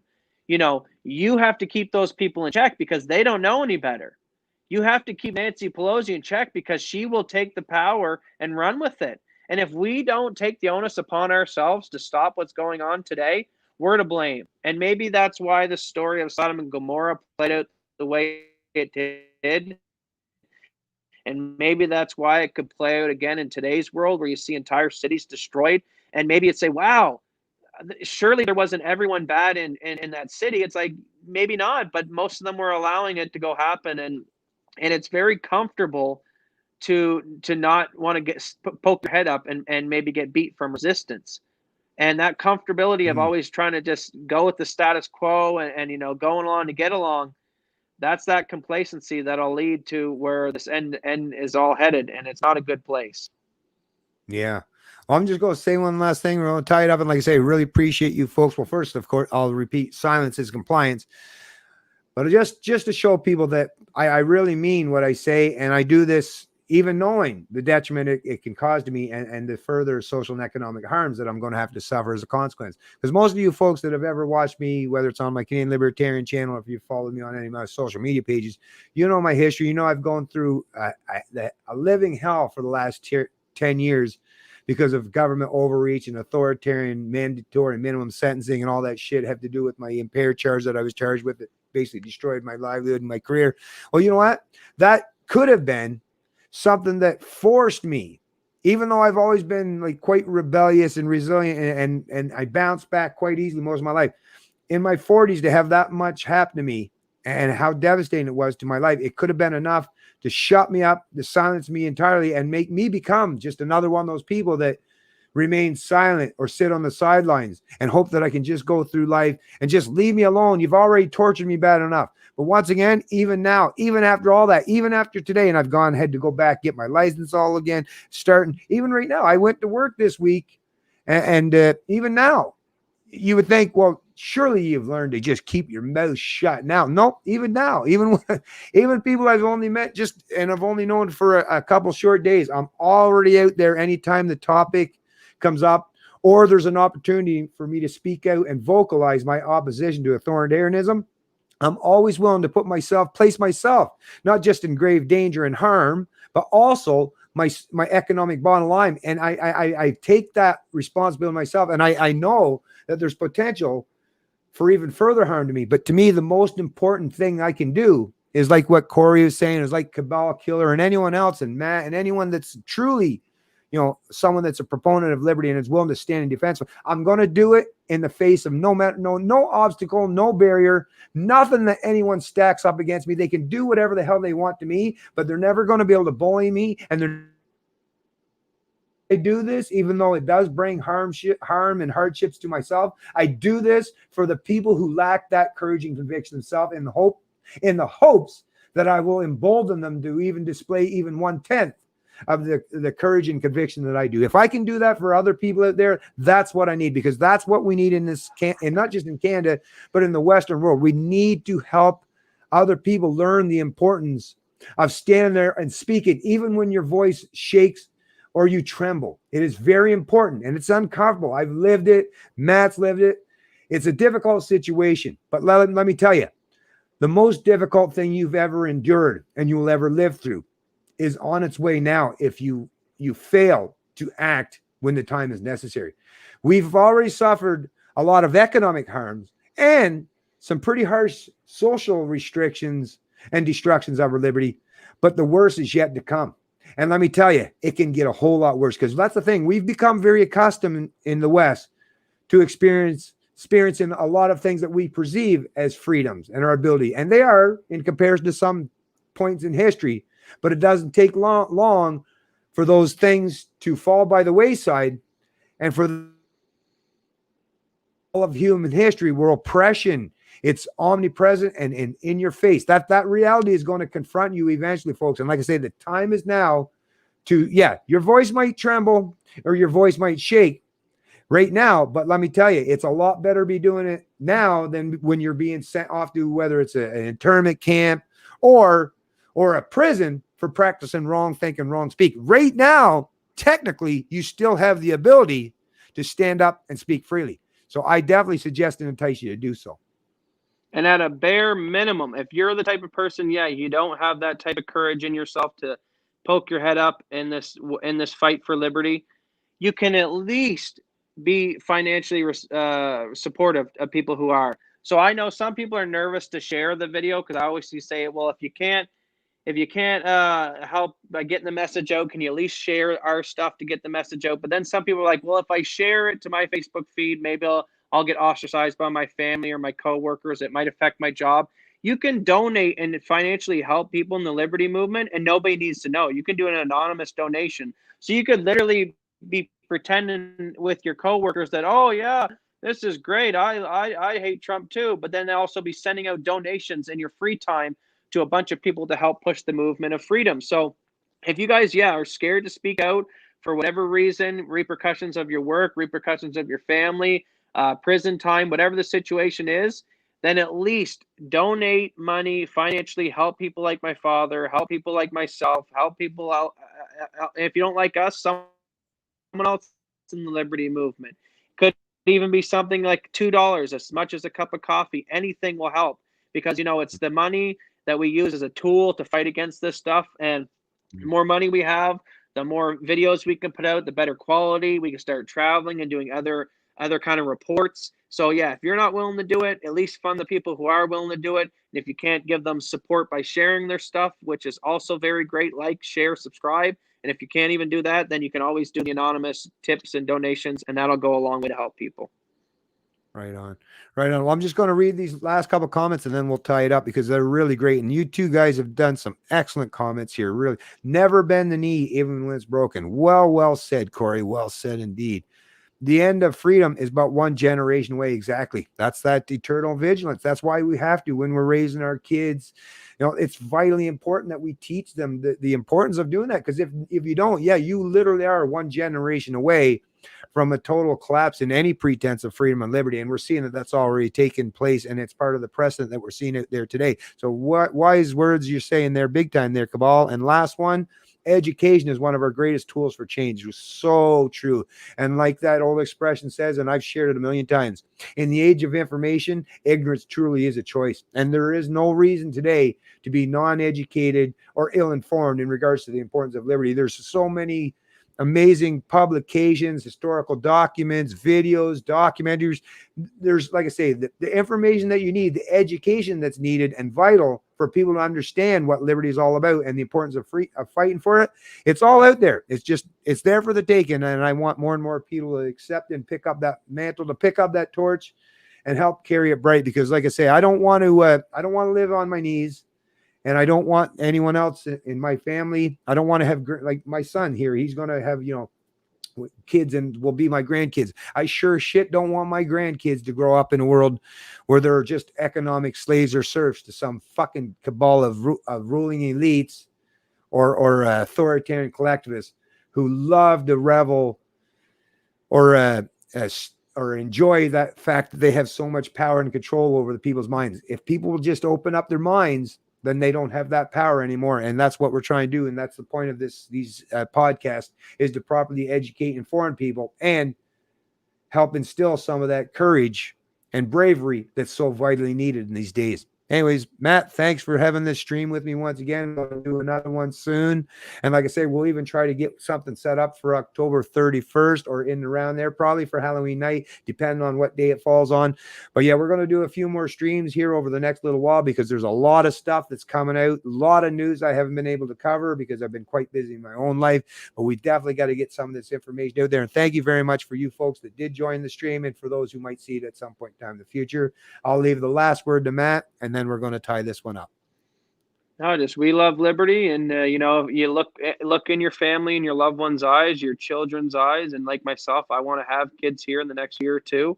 I don't want to hand them off the baton of a world that's worse than what I had. I mean, that's the basic rule as humanity that we should have, is when you hand the baton to the next generation, it should constantly get better.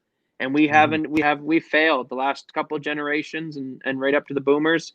We've dropped the ball on that, and it's time for us to start going in the other direction. So like, subscribe, and financially donate and help people like ourselves. All right. Have a good one, everyone.